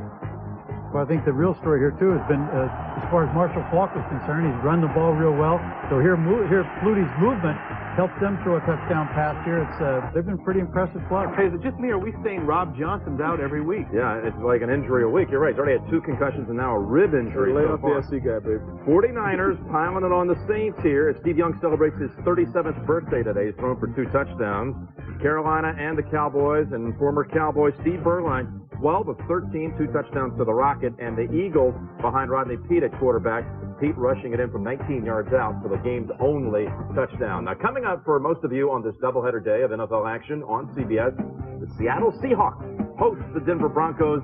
Vern Lundquist and Randy Cross are in the Kingdome with a preview.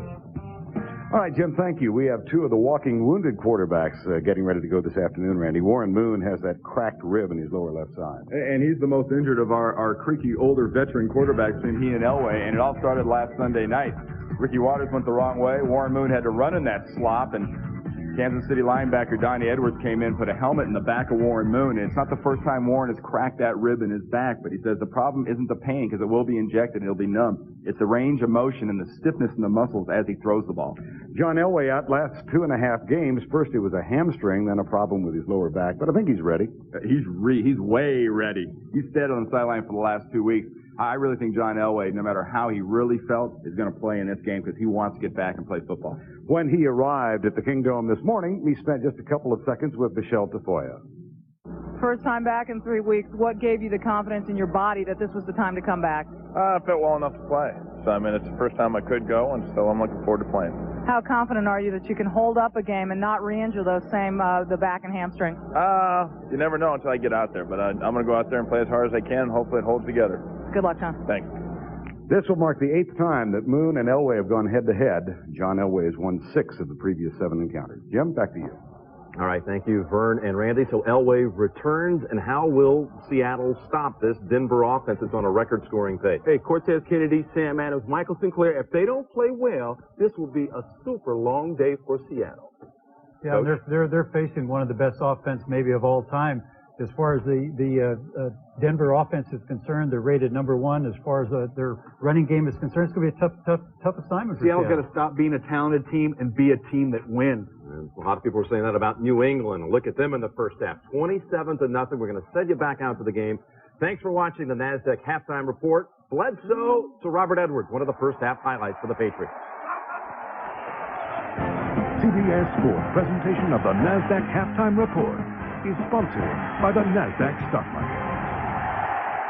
The New England Patriots with a 27-0 lead on the Kansas City Chiefs. Greg Gumbel along with Phil Simms. You know, coast to coast, you'll find people who say these Kansas City Chiefs are going to go to the Super Bowl this year. What happened in this first half? Undisciplined mistakes by the Kansas City Chiefs, and the other thing, the biggest problem they had was this New England team. They just executed a lot of good plays on both sides of the ball. They're the better football team by far today. Take a look at the first half statistics. The unbelievable statistic is the number of first downs, 20-5 in favor of the New England Patriots. It's just been a wipeout. Well, that just shows you it's not big plays that are doing it. The New England's just doing it systematically with running plays, breaking tackles by Robert Edwards, and then when they have to throw the ball, great protection by the offensive line, allowing Drew Bledsoe to pick out the open receiver wherever he is on the field. More than twice the total yards the Patriots have against Kansas City. Twice the passing yardage. And time of possession is almost double New England over Kansas City. Well, you know, Drew Bledsoe's afternoon. Yeah, you look at his afternoon, and there was so much concern by the New England Patriots protecting their quarterback, giving him time to throw it. If they could figure out which guys to block, well, let me tell you, the preparation, it's paid off. They found the right people. Let's go down to Armin Katayan. Armin. Greg, on the injury update, Dale Carter, right knee sprain, doubtful. Still no late word on McGinnis. Phil, as answer to your question, what do you say at halftime? Marty Schottenheimer told me, we got to play for pride because nothing else is working. As for Pete Carroll, he says, we got to see if we can put a team away. We've got to learn how to do that. We'll find out. Back to you. Thanks, Armin. You know, we talked with the Chiefs yesterday, and we asked if there'd be some rustiness on Gerbach's part. Elvis Gerbach has looked pretty good. He's thrown the ball well. I think he's played very well. They only made the one bad throw, and he was under pressure, but finding the open receiver when he has time and delivering the ball. This is Derek Cullors at his own goal line. 15, 20, 25, 30, and out of bounds. And, well, we'll start the second half off in style with a yellow flag.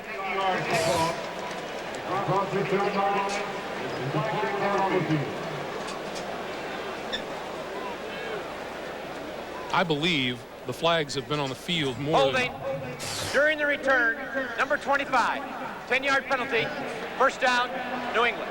More than what? More than the Chiefs' offense? No, more than have been in the referee's pockets. Larry Wiggum, defensive team specialist. Well, you know, when penalties are thrown, there's a couple things it tells you. Undisciplined, which a lot of them have been, offside, silly penalties, and also you get a lot of penalties thrown when one team is gaining such an advantage that the other team they got to cheat. So you grab people, do things you're not supposed to do, resulting in penalties. Patriots start from their own 27.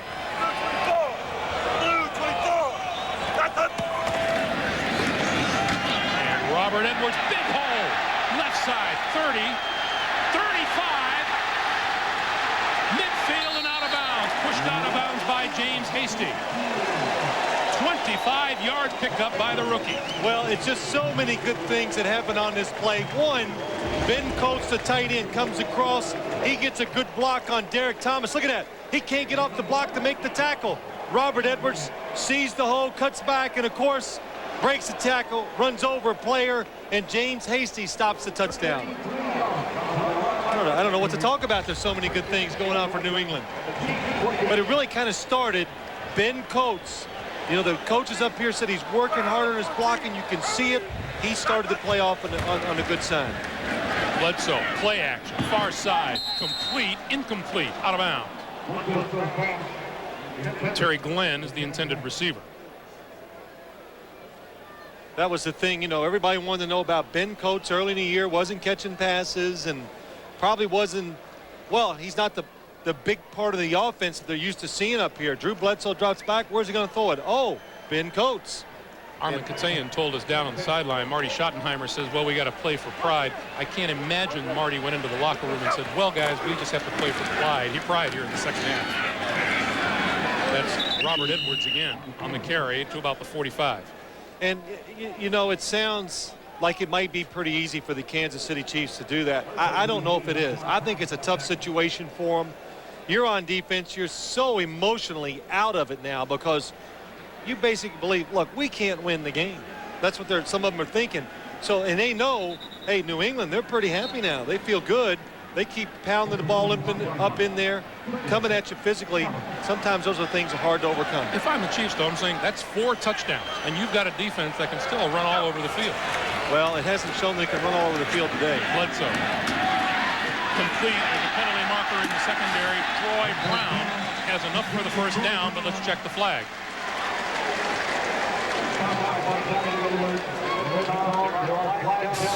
And it's against Kansas City. Holding, defense number 46. Penalty is declined. First down. That's Robert Williams, who came on for the injured Dale Carter in the first half. Williams, a rookie out of North Carolina and the 5th-round draft pick.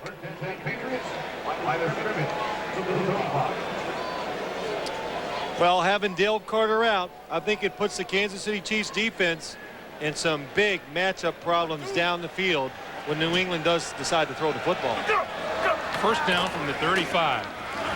Edwards picks his way for about 4 yards.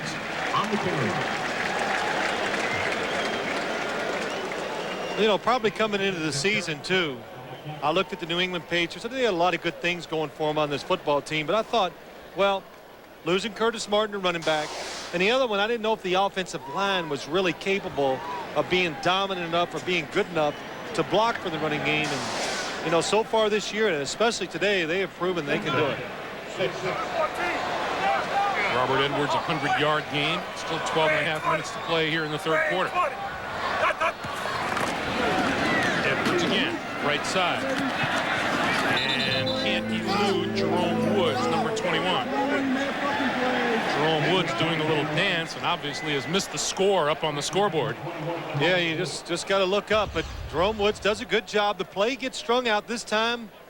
It's a good job of the Kansas City defense at the line of scrimmage. And Jerome Woods comes up, makes a tackle in the backfield. Derek Thomas, if you're playing a team, the one thing you want to do, the first thing you try to do, neutralize the other team's best player. When you do that, you give yourself a good chance to win. And we haven't even said Derek Thomas's name today. They are blocking him on the run and the pass. And Drew Bledsoe walks away from the line on 3rd and 9. Saw something he didn't like and burns the first time out of the second half here. 11:43 to play in the third. You don't get much happier than Pete Carroll with the score 27-0 and your football team with the ball at the opposition 34-yard line. Yep, you got to enjoy these moments because they happen about once every 5 years. Bledsoe keeps it left side, throws, has his man inside the 15 to about the 12-yard line is Terry Glenn. Well, that was really a good play by Drew Bledsoe. And if you're James Hasty, you're wrong no matter what you do. Drew Bledsoe makes the fake. Watch him as he comes around to the right. Here he comes. Now watch James Hasty. Well, he comes at the tackle of the quarterback. Terry Glenn is wide open. And we talk about Derek Thomas, number 58, goes for the run. Uh-oh, and that is being fooled.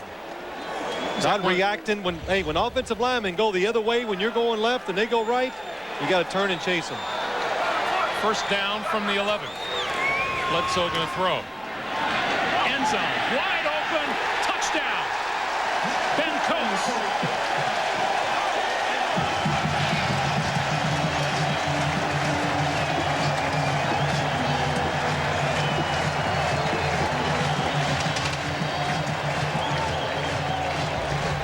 Well, Ben Coates goes inside. Good job. Reggie Tongue, you got him. He goes out, then he goes up. Nobody goes with him. Boy, makes a good catch for the touchdown. Drew, you didn't have to make it so hard. But a good catch by Ben Coates.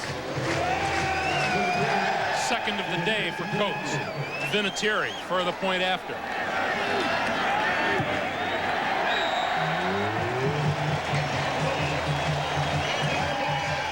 Ben Coates from his tight end position came in with no touchdown catches this season, has 2 today.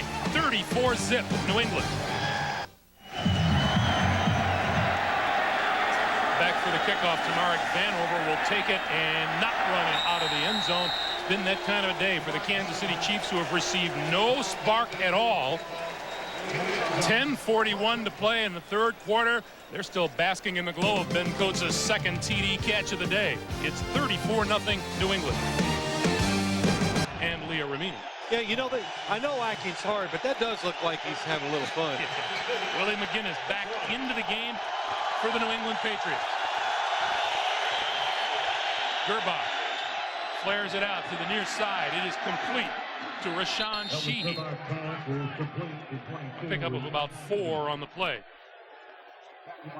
There's tight end Ben Coates. 44 career touchdowns with his 2 today.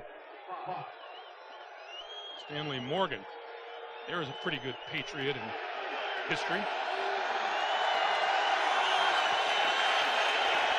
Gerbach going to roll to the near side and keep it, and out of bounds. Short of the 25. Chad Eaton chased him out of bounds. You know, a tough situation for a quarterback. You're down 34-0. They blitz on defense, but Elvis Gerbach, a couple times now they blitzed. If he stays in there, it's all picked up. He's going to have all the time he wants to throw the football down the field. So, you know, you really got to play each play one play at a time as a quarterback in this situation. You know, don't think about something that could happen. Just react to what the defense is doing. Chiefs have yet to convert a third down this afternoon.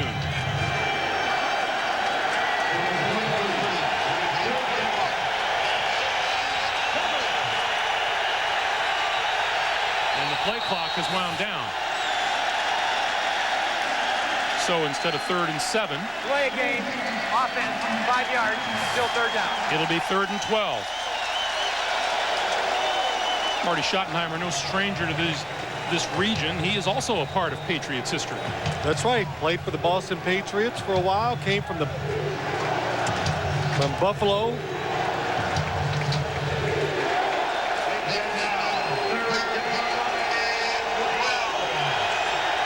Third and 12. Clock is moving at 9:20 remaining here in the third. Gerbach goes down. Brought down by Teddy Bruschi.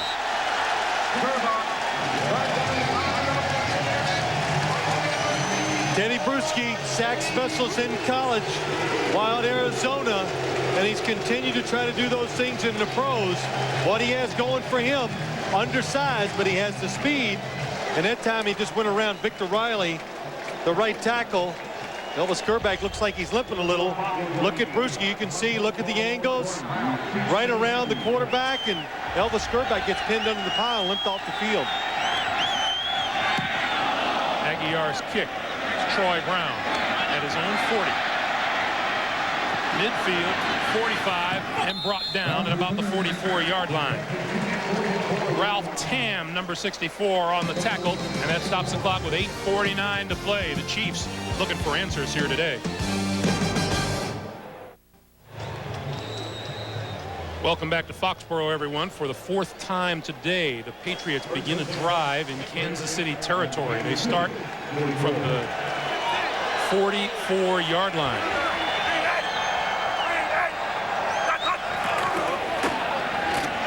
The rookie, Edwards, adds to his total. Again, he moves the pile. You know, we were talking about Marty Schottenheimer earlier. He's part of the history here with the Boston Patriots, and check him out. There he is, number 54 on the left. And I told him last night, we were talking to him, I said, we got some film of you, and he laughed and he goes, oh no, do you? And Marty, I said, every film, every shot we looked at, you were always just jumping on the pile. You never could get in there and get the tackle. You waited till one of your buddies got in there and then you jumped on. But you know, high effort player, and really is a high effort coach. Just a rough day for him here today. Helping out with the tackle there on the great Lance Allworth. 2nd and 6. This time it's Cedric Shaw, and Shaw across the 40. Boy, have the Patriots been running up the yardage today. Boy, I mean, that is impressive, and it is. I know been some bad breaks and all this, but still, you got to gain those yards. I mean, I know they've gotten some second chances, but 335 yards in 2.5 quarters against Kansas City's defense is really impressive.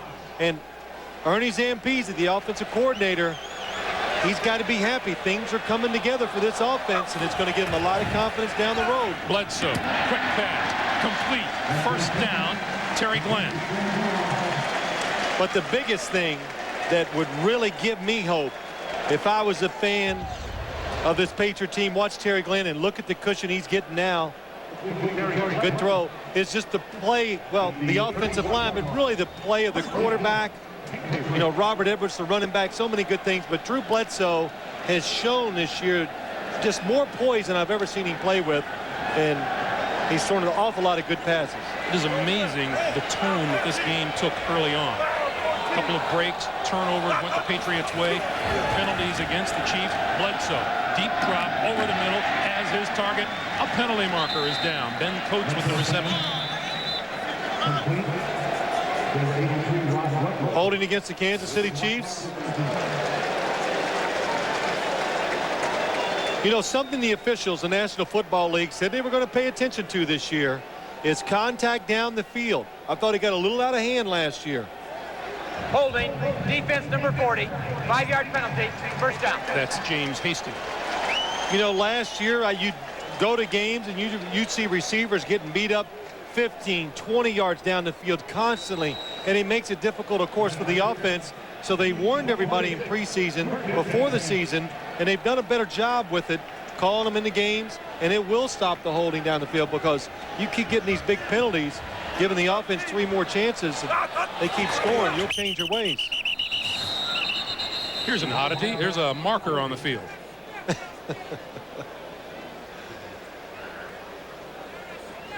Prior to the snap, full start offense, 71, 5-yard penalty, 1st down. That's Todd Rucci. You know, let's get to the point of the game.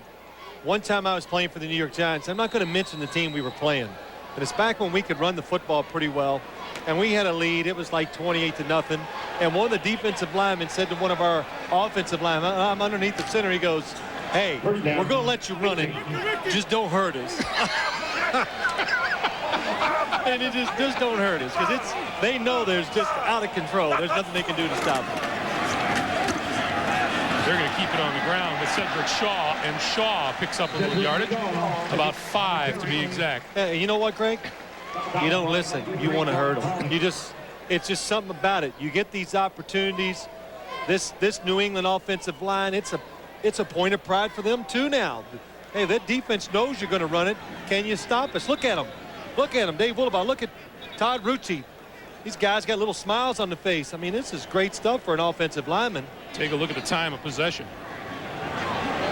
So that tells you that it really does illustrate. Usually sometimes time of possession could be misleading, but they're doing a lot of beating on that Kansas City defense. New England came into this game 29th in the NFL in time of possession.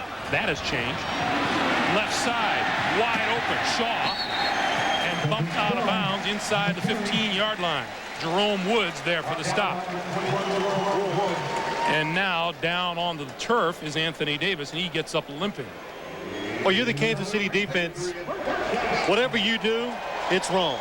You go inside. Hey, Shaw takes it outside. You're in. You can't make the tackle.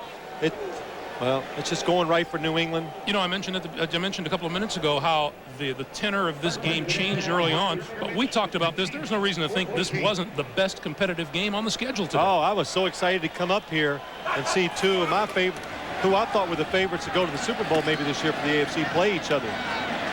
Shaw may have picked up 2 on the play.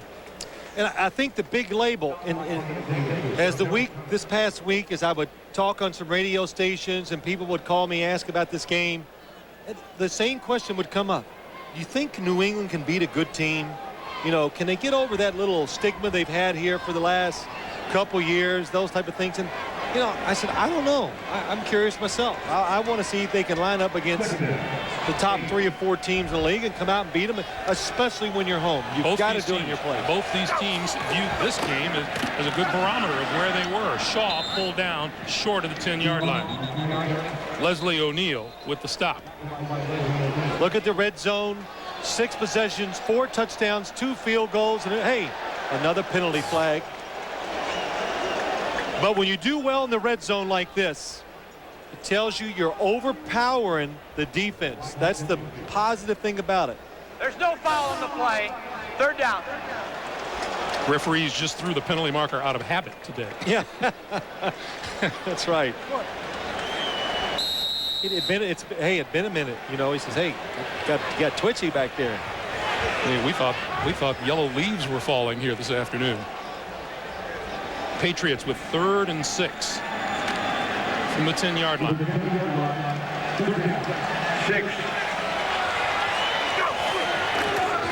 Bledsoe throws, corner, incomplete. Terry Glenn, the intended receiver, and Mark McMillan back there was closer to the football. So that will bring Adam Vinatieri onto the field again. Well, see, this is one time probably on the sideline. Adam Vinatieri, he sees the score. He goes, boy, I hope they don't get it. Because he can come in and kick a field goal, you know. Get those stats working. You're in there close. Vinatieri, with his 2 for 2 today, is now 10 for 12 on the season. This one a 28-yarder. And put 3 more on the board for New England. Stops the clock with 3:24 to play here in the 3rd, and the Patriots up their lead to 37-0. Adam Vinatieri to kick it for New England. Tamarick Vanover, the deep man for the Chiefs. Vanover will get a chance to return this one from 2 yards deep in the end zone. 15. Lost the football. Picked up by a teammate to the 40. Midfield. Greg Favors is run out of bounds. Greg Favors is a return linebacker, pressed into instant duty as a kickoff return man. Well, Chris Floyd, number 37 for the New England Patriots, just comes down and just hammers Vanover. The ball comes loose. Here comes Chris Floyd. No, it wasn't him. It was to Bucky Jones. Boy, he's been big on special teams today. But a good job by Favors picking it up and running it. Greg Favors may be the lone bright light in the film session in Kansas City this week. Well, they might have something to chuckle about. First down from the 37. Gerbach over the middle, wide open. Is Kimball Anders out of the backfield, and he falls forward near the 25-yard line. Pickup of 11 on the play, and that's enough for a first down. Well, Kansas City's going with the hurry-up offense. You know, really, I would only do this if I thought my team needed to work on it right now. You're not going to win the game, so maybe huddle up, give yourself some chances to think about things and make better decisions. Gerbach over the middle, has a man again. This time Rashawn Sheehy out of the backfield to about the 17. We'll call it an 8-yard pickup, and it'll be 2nd and 2. That's a couple passes he's caught today with people around him. Pretty impressive, and that's got to be another pickup for the Kansas City Chiefs to know that they have a running back who can split out, get down the field for him, and catch the ball in traffic. Sheehy is a rookie out of the University of Washington. So they'd be faster getting in the huddle as long as it's taking them to get these plays off. Straight ahead running by Kimball Anders. And Anders is close to a first down. You know, you saw something that last time. Lawyer Malloy, number 36. Of New, here he comes. Loves to do this on first, second downs. When they think it's going to be run, they have him blitzing a lot. Steve Sidwell, the defensive coordinator, says he's my best blitzer. Let's put him in there and try to go in and cause some confusion and stop some running plays. 14 rushing yards today for the Kansas City Chiefs. That's amazing. Gerbach can throw. Has a man far side, and that is complete. Sheehy is out of bounds inside the 10. Time for an NFL Today report. Let's check in once again with Jim Nance in New York. Jim. All right, thank you, Greg. And let's check this out. Early fourth quarter, Cincinnati trailing by 5, and watch Neil O'Donnell against his old team here. Second time today, he hooks up with Darnay Scott. They missed on a 2-point try, but Phil Simms is Neil O'Donnell loving this, leading by a point over Pittsburgh. Back to you. And you are right, Jim Nance. He is loving it. And it's, you know, that's got to be really some great revenge for Neil O'Donnell to go back into Pittsburgh and play so well. 2nd and 2 for the Chiefs. Gerbach throws, has a man open and missed him. Intended for his tight end, Tony Gonzalez, and we haven't called Tony Gonzalez's number very often at all today. Well, he comes wide open because Lawyer Malloy and Chris Canny watch him as he comes across the formation, goes up the field. We're going to have a traffic jam by the defensive backs. Well, not a traffic jam, confusion. You see Willie Clay pointing to the outside. Somebody blew an assignment, and they were back in the end zone arguing at each other. The Chiefs 0 for 6 on 3rd downs today. Gerbach into the end zone, touchdown. And now the officials say he is out of bounds. Derek Alexander, the receiver. He touched his toe. Yes, he did. Yes. Come here. This is a good job. The first foot was in, the second foot was out.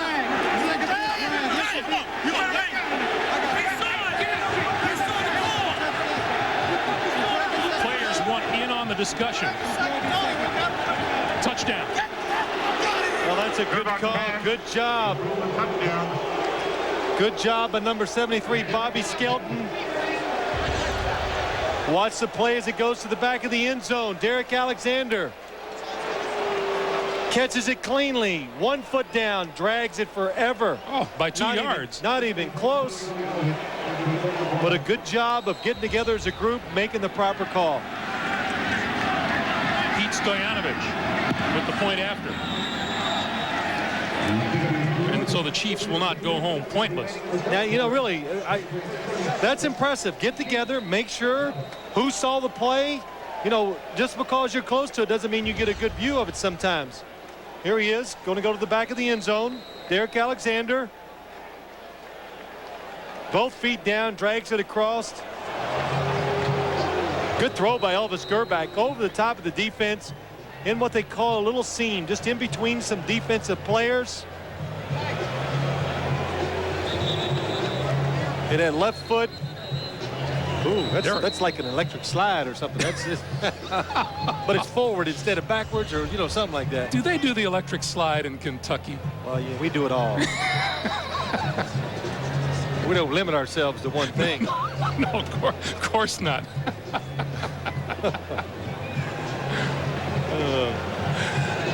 Oh, let's take time out from the dance lesson to remind you to log on to www.nfl.com and check out this week's player spotlight on Broncos wide receiver Ed McCaffrey and get team-by-team matchups on NFL.com. I can't wait for you to learn how to use that computer so we can talk.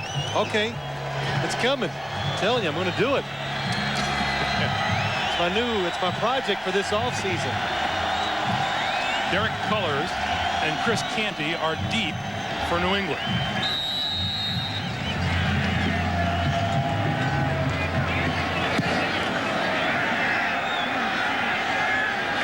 Cullors at the 9.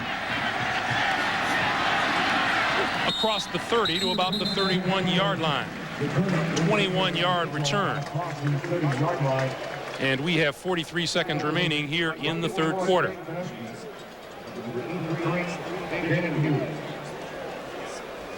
Greg Minuski in on the tackle, as is Danon Hughes, and glad to see Danon Hughes in on another play. And number 19, Tom Tupa, into the game as quarterback for the New England Patriots. Tupa in his 10th season out of Ohio State, and the team punter. Hey, he can do it all.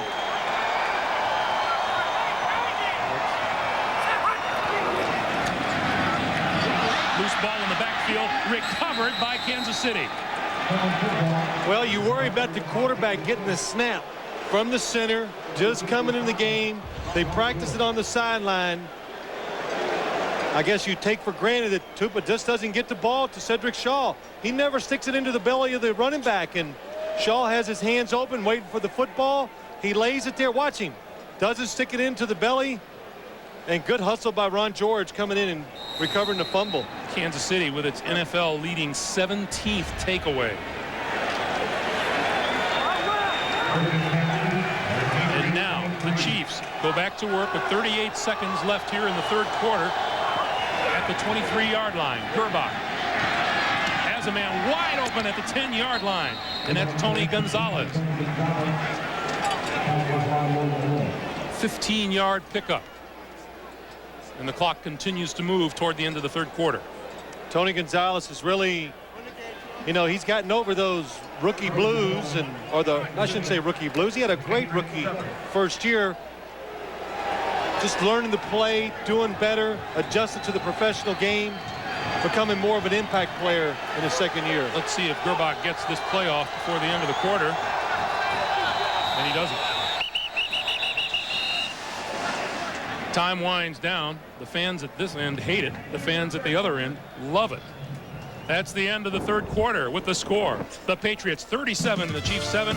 We'll come back after this message and a word from your local station. You're watching the NFL on CBS. They have a nice seat on the sideline for the remainder of this game unless things change drastically. Is that hat too small? I guess depends on your point of view. Well, there's his day. 3 touchdowns, no interceptions. Really a terrific day of decision making and throwing the football by Drew Bledsoe. First and goal from the 7-yard line for Gerbach and the Chiefs. Incomplete at about the 3-yard line. And let's go down to Armin Katain. Armin? Well, Greg, I found the Internal Optimist of the Day award. It goes to Donnie Edwards. I was just switching sides, and he goes, "Hey, Armin, watch for the comeback. Watch for the comeback." I was like, "Come on, you got to be kidding me." He goes, "No, we're going to score right here. We're coming back." I don't know. We'll go back to you. Hey, maybe he wanted Armin to run a comeback. Oh, be careful down there, Armin. I think they're going crazy. Second and goal from the 7.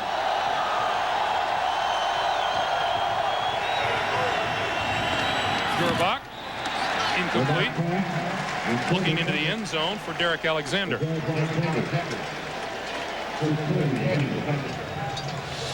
Well, of course, as a quarterback, you look at the scoreboard.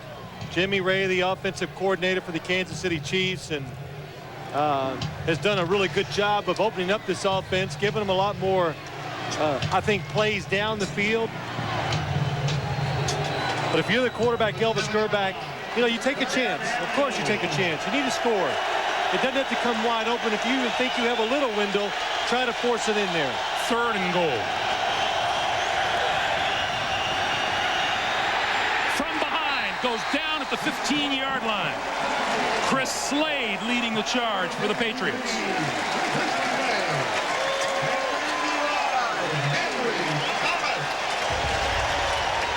Well, Chris Slade, number 53, coming from the outside.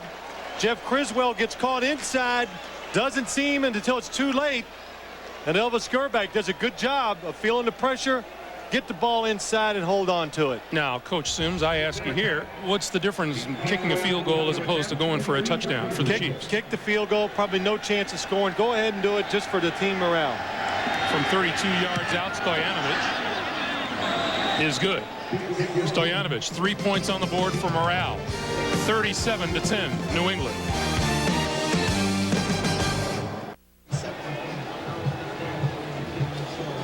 Sold out crowd here at Foxboro. Number 47 in a row. As the Chiefs onside kick. Bouncing around the 40 and finally corralled there by the Patriots. That ball had a little bit more bounce to it than Louis Aguilar would have liked. Larry Wiggum tracked it down, and it'll be New England ball when we come back. 14:23 to play in the fourth quarter.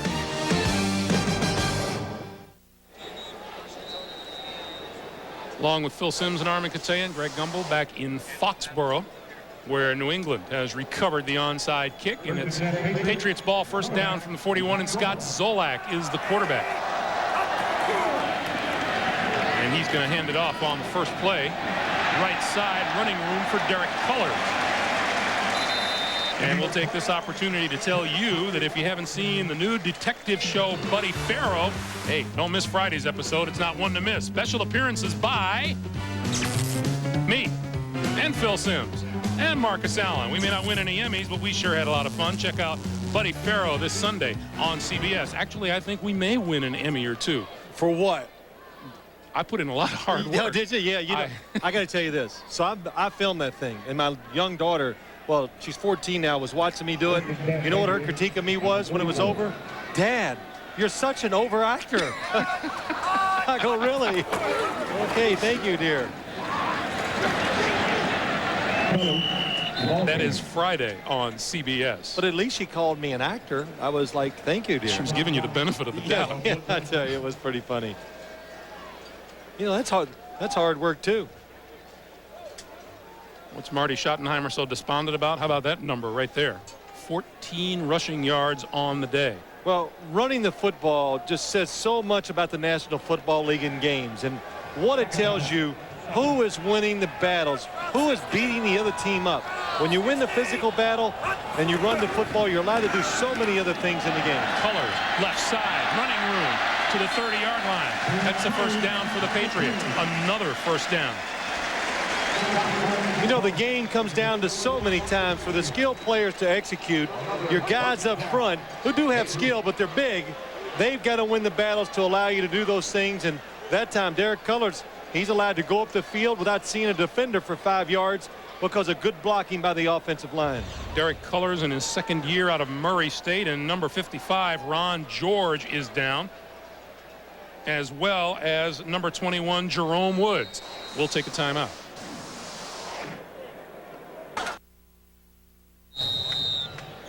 Scott Zolak in the huddle with his New England Patriots.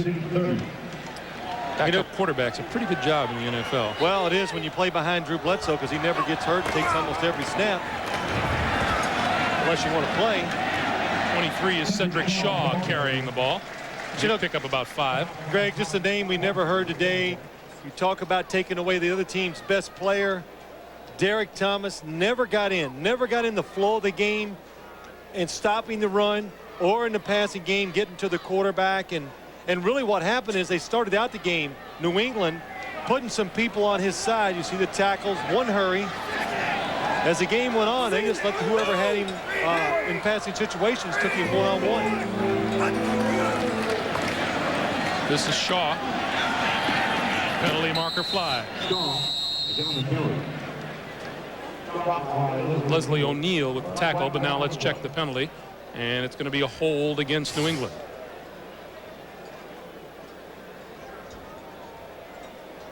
Well, when you think of Derek Thomas, why so many teams want to try to stop him? Here he is, number 58 out on the outside, and they always get him singled up. They put other defenders next to him so he can get one-on-one with that offensive tackle, and because of his speed and all the athletic ability he has, it usually enables him to get to the quarterback.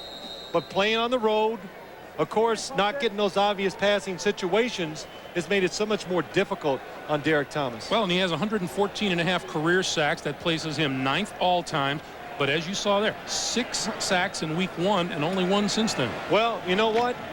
Week 1, everybody saw it around the league, so every game he plays, he sees a defense designed to stop him.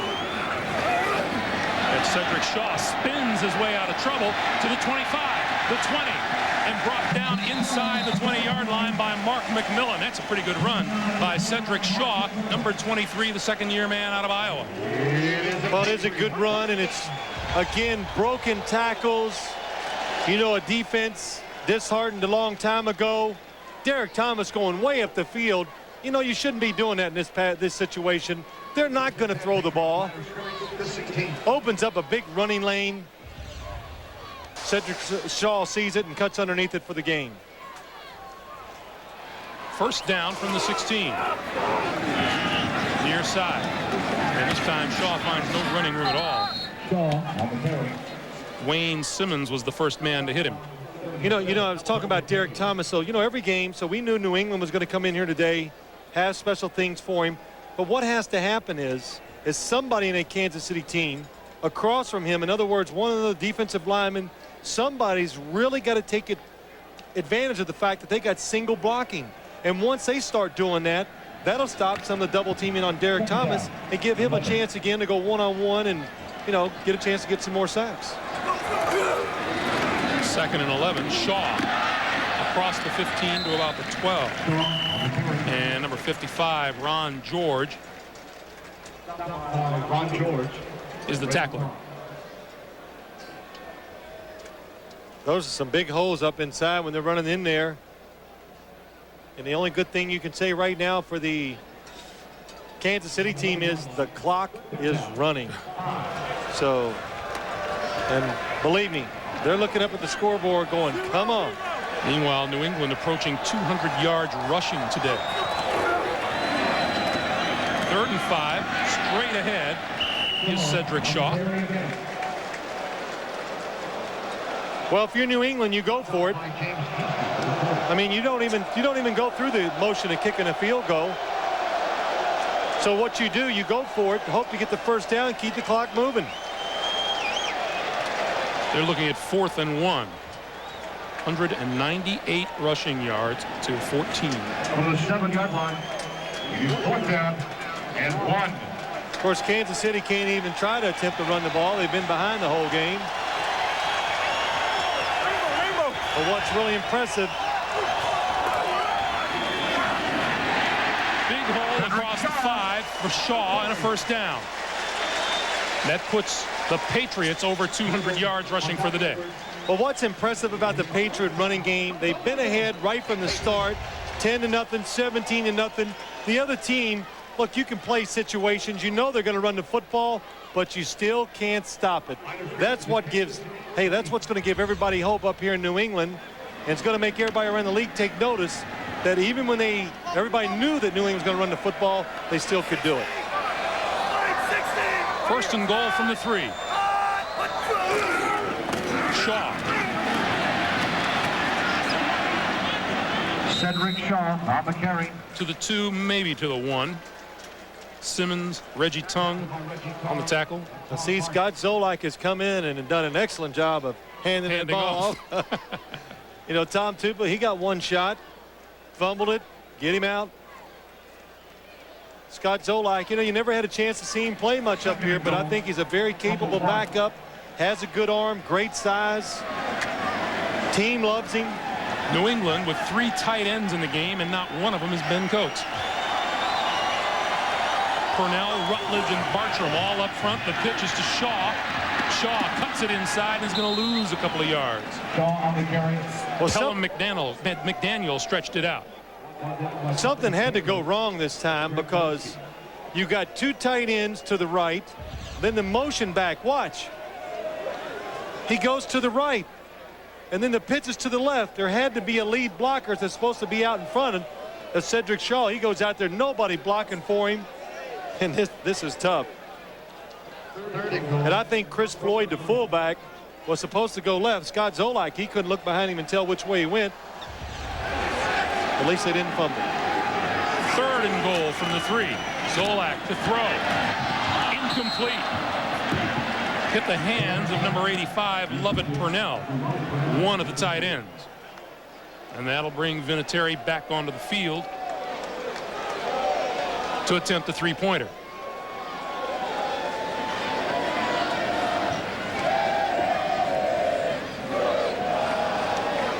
I probably, if I was the New England Patriots, I would have probably ran the ball on that 3rd down, didn't make it. I would have ran it again and either score the touchdown or let them have possession on the 1-yard line and eat up more clock. Vinatieri, 21-yard field goal is perfect. 6:38 to play here in the fourth quarter, and the Patriots lead it 40-10.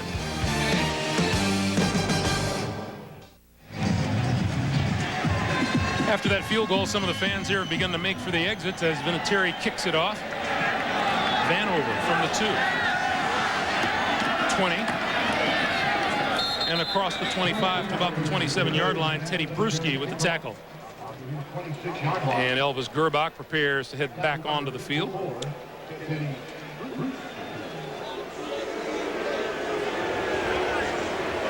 Last time in 1994. I remember that game. Kansas City lost. Good memory. I'm so funny. Elvis Gerbach still in playing for the Kansas City Chiefs. I mean, you don't play like a coward. You got to play really smart as a quarterback in this situation. Don't be brave, trying to stand in there, take the shot while you're throwing the football. Intercepted. Lawyer Malloy, his second interception of the season.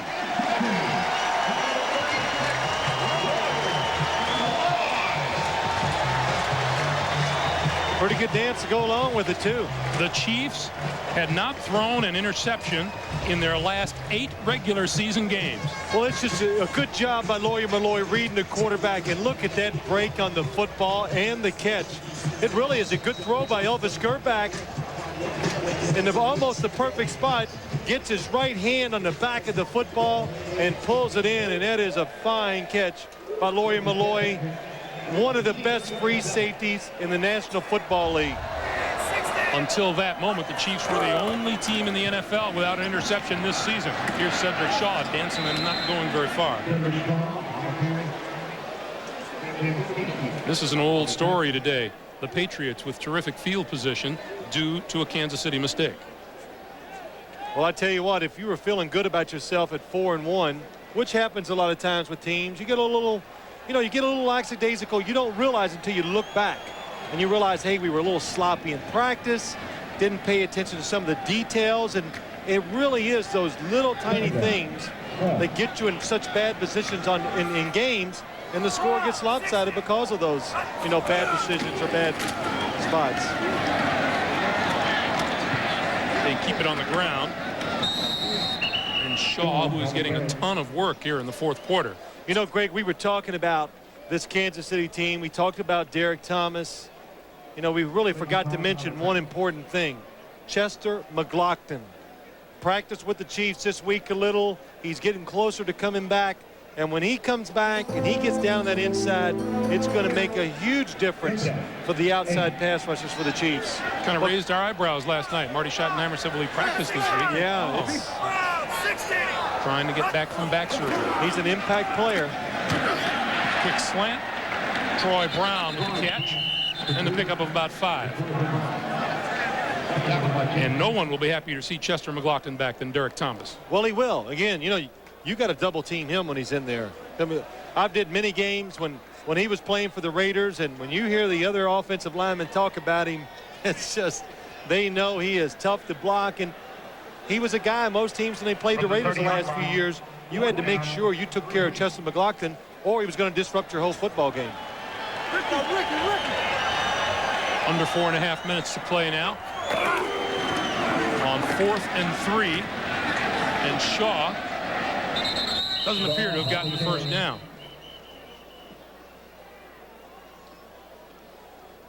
And it looks like the Chiefs will take over. Now we're going to stop the clock. And they will measure. I mean, I didn't think it was this easy to see. I thought it was pretty close, but both teams are switching offenses and defenses, so. Looks like it's going to be about a good foot short. I'm 100% so far this year, Greg. Of course, I haven't had any tough ones yet. Look at that. You kind of left the tough ones to me. Yeah, and you missed them. So it is first down for Kansas City.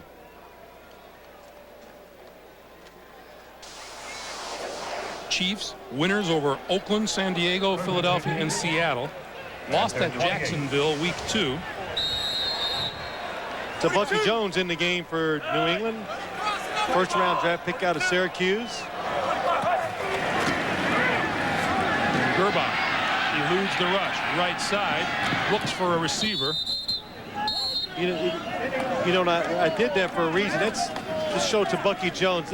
That's what this kind of game is good for. You can get some players in that are on the fringe that you want to start getting some playing time to, even if the game was close.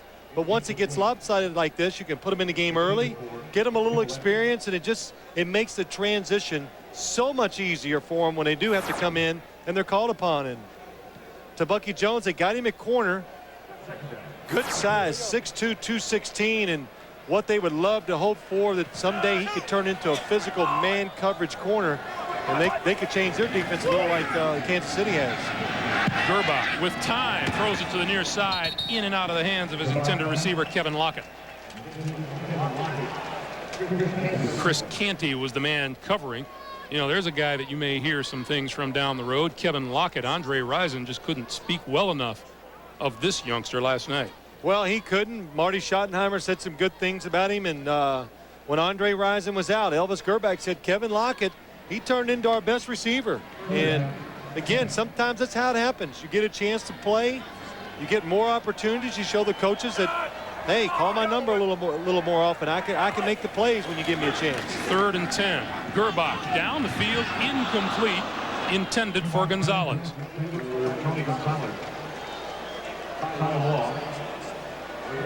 Kansas City has rushed for 100 or more yards in their last 13 regular season games. That's what makes that graphic astounding. Well, those 100 and how many games you say? 13 regular season 113 games. They never got behind this bad either. So, and even when they did try to run it today, New England's defense has been very good against the run. They stopped them pretty close to the line of scrimmage. Troy Brown from the 27. And a penalty marker. And Brown pulled down short of the 40.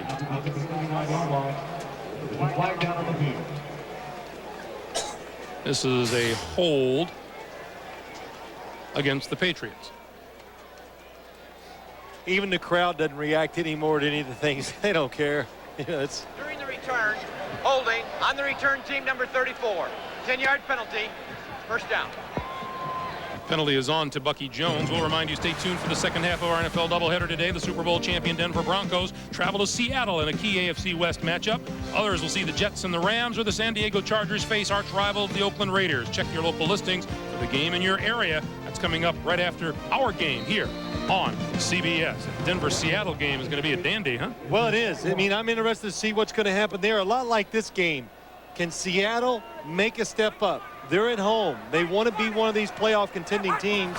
You got to beat one of these upper echelon teams at home when given the chance. Today's their first big chance at home to beat somebody like this. The give is to Chris Floyd, who gets a couple. And Tom Tupa has replaced Scott Zolak. Wow. What happens when you hand the ball off well, you get a seat on the sideline. I think we got a quarterback controversy going on here. What do you think? But they made him go to the sideline. Tom Tupa, Ohio State.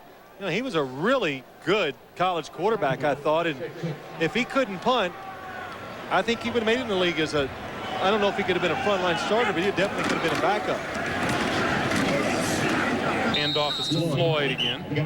And we're under 3 minutes to play. After today, the Patriots play 6 of their next 7 against AFC East opponents. Well, that's what you got to do, you know, to win, to put yourself in good position for the playoffs. You must beat the teams in your division. And, you know, they're going to run into a stiff test when they have to play the Miami Dolphins and that defense. They got the New York Jets on Monday night. Then Miami. These two, the next 2 games, I think, are big. If they win the next 2, they're going to put themselves in a position where a lot of teams in the AFC are going to be chasing them the rest of the year, trying to gain home field advantage. 3rd and 6. Shaw this side, out of bounds before he even comes close. On the carry. Meanwhile, for the Chiefs, this is what's ahead of them. They have a bye, and then Pittsburgh. The Jets will be there for that one. Then they travel to Seattle, home to Denver. Wow, that's a tough looking schedule there, and So they're going to really have to fix some things up in this open day. And wow, what a day. What a way to go into your few vacation days to lose a game like this.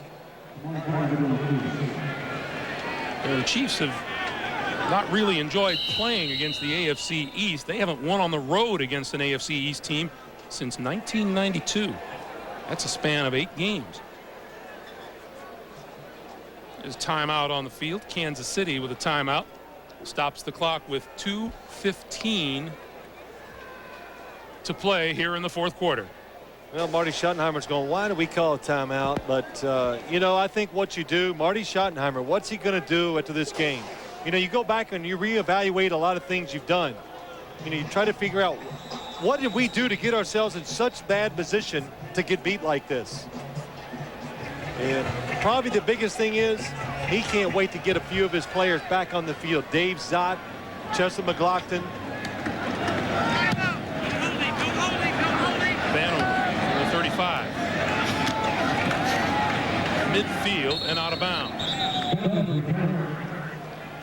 41-yard punt, 14-yard return. You know, this is a reversal of the way things have gone between these two teams. Kansas City has beaten New England 3 straight and 9 of the last 11. Lead this all-time series 14-7 with 3 ties. And Marty Schottenheimer's 5-0 against New England as a head coach. Oh, that's about to change in another 2 minutes and 6 seconds. You know, Elvis Gerback, the stats don't look great, but I thought he came out the first half. I thought he made a lot of good decisions. Thought he threw the football well. Kimball Anders runs for a couple, and that'll take us to the 2-minute warning. Chad Eaton with the tackle. We'll come back for the last 2 minutes of this one in Foxboro. 40-10 New England. That'll tell you what the Kansas City Chiefs are thinking about the events of this day. 2 minutes to play. The Patriots with a 40-10 lead on Kansas City. Well, in games like this, if you're the Kansas City Chiefs, I mean, it's a lot of soul searching going on. Herbach, far side, knocked down by Ty Law. Good job by Ty Law, seeing the ball in the air. You're seeing one of the reasons why he plays the best receiver. He can react to it. Ball's in the air. Looks like it's going to be a completion. He breaks on it. Gets in front of the receiver, makes the play. Joe Horn. I got a question for you, quarterback. Yes. What is a key player like Ty Law doing in a game with 2 minutes to play and 30-point lead? You know, you only got so many defensive backs, and so the other team has 4 wide receivers in it. You got to play almost everyone on your roster, so he has to stay in the game. Gerbach goes down at the hands of Greg Spires. That's the 3rd sack of the day.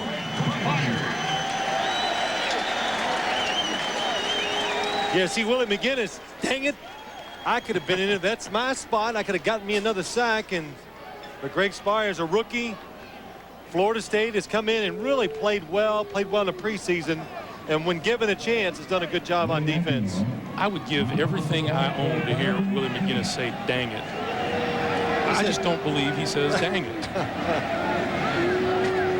Well, he said, gosh darn it. You may be the only person I know who says, dang it.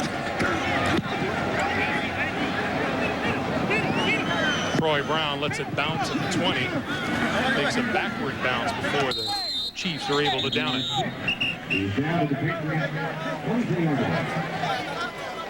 You mentioned soul searching. It is time for a little soul searching, especially when a team which is acknowledged to be as good as the Kansas City Chiefs takes such a whipping as this. Yeah, you know, no matter what happens, when you got a team the quality of the Kansas City Chiefs, even when it really goes bad against you, you could lose by like 10 points, but not something like this to lose 40-10. And that's opposed. Gunther Cunningham, the defensive coordinator, he's had about the whole day. He's had his hands on his head just going, you know, he doesn't know what to do. He's not down the field. He can't talk to his players. He can't get them going emotionally. And Chiefs, the only team in the National Football League to finish either first or second in their division in each of the last 9 seasons. You know what? 40-10. It looked as bad as it can look, but I wouldn't count them out. Oh, no. I think they're going to be there in the end, fighting for that spot to go to the Super Bowl. New England just couldn't be more impressive in everything they did. The play, the emotion, you know, the X's and O's by the coaches. Just, they created an atmosphere that to give their team a chance to succeed. And they did. And here's what they look at. They look at a 4-2 record now, and the Denver Broncos, if they win today, would go 6-0. And that'll do it.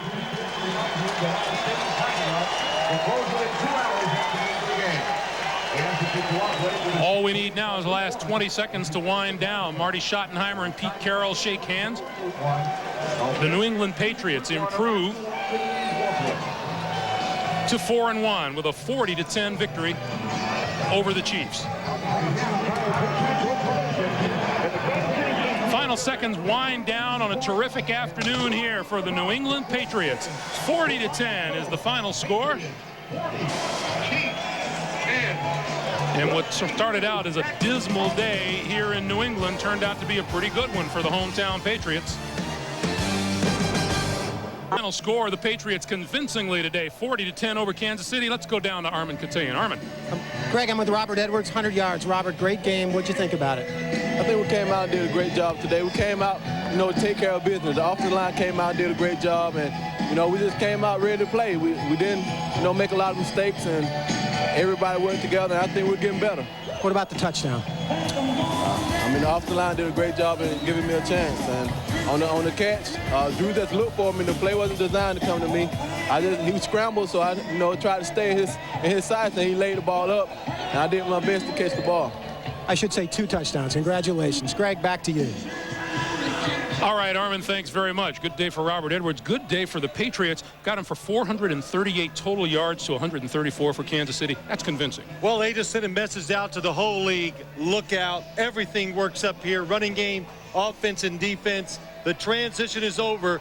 Pete Carroll is the man in charge in New England. Looked like a completely different Patriots team than one that escaped from the New Orleans Superdome a week ago. Completely different. I don't know what. I'm really a little awestruck myself at how physical they looked, how they played, and really all their big-time players just came through and made play after play today. And as you mentioned, it's a bye week coming up for the Kansas City Chiefs. That's a tough one to sit on. Well, it is, but the coaches, as I always say, when you lose like this, they'll get the players' attention. They'll pay attention now to what's going on, and they'll improve. All right, Phil, once again, our final score here in Foxboro.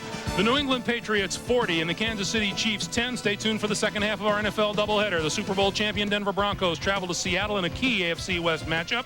Others will see the Jets and the Rams or the San Diego Chargers and the Raiders. Check your local listings for the game in your area.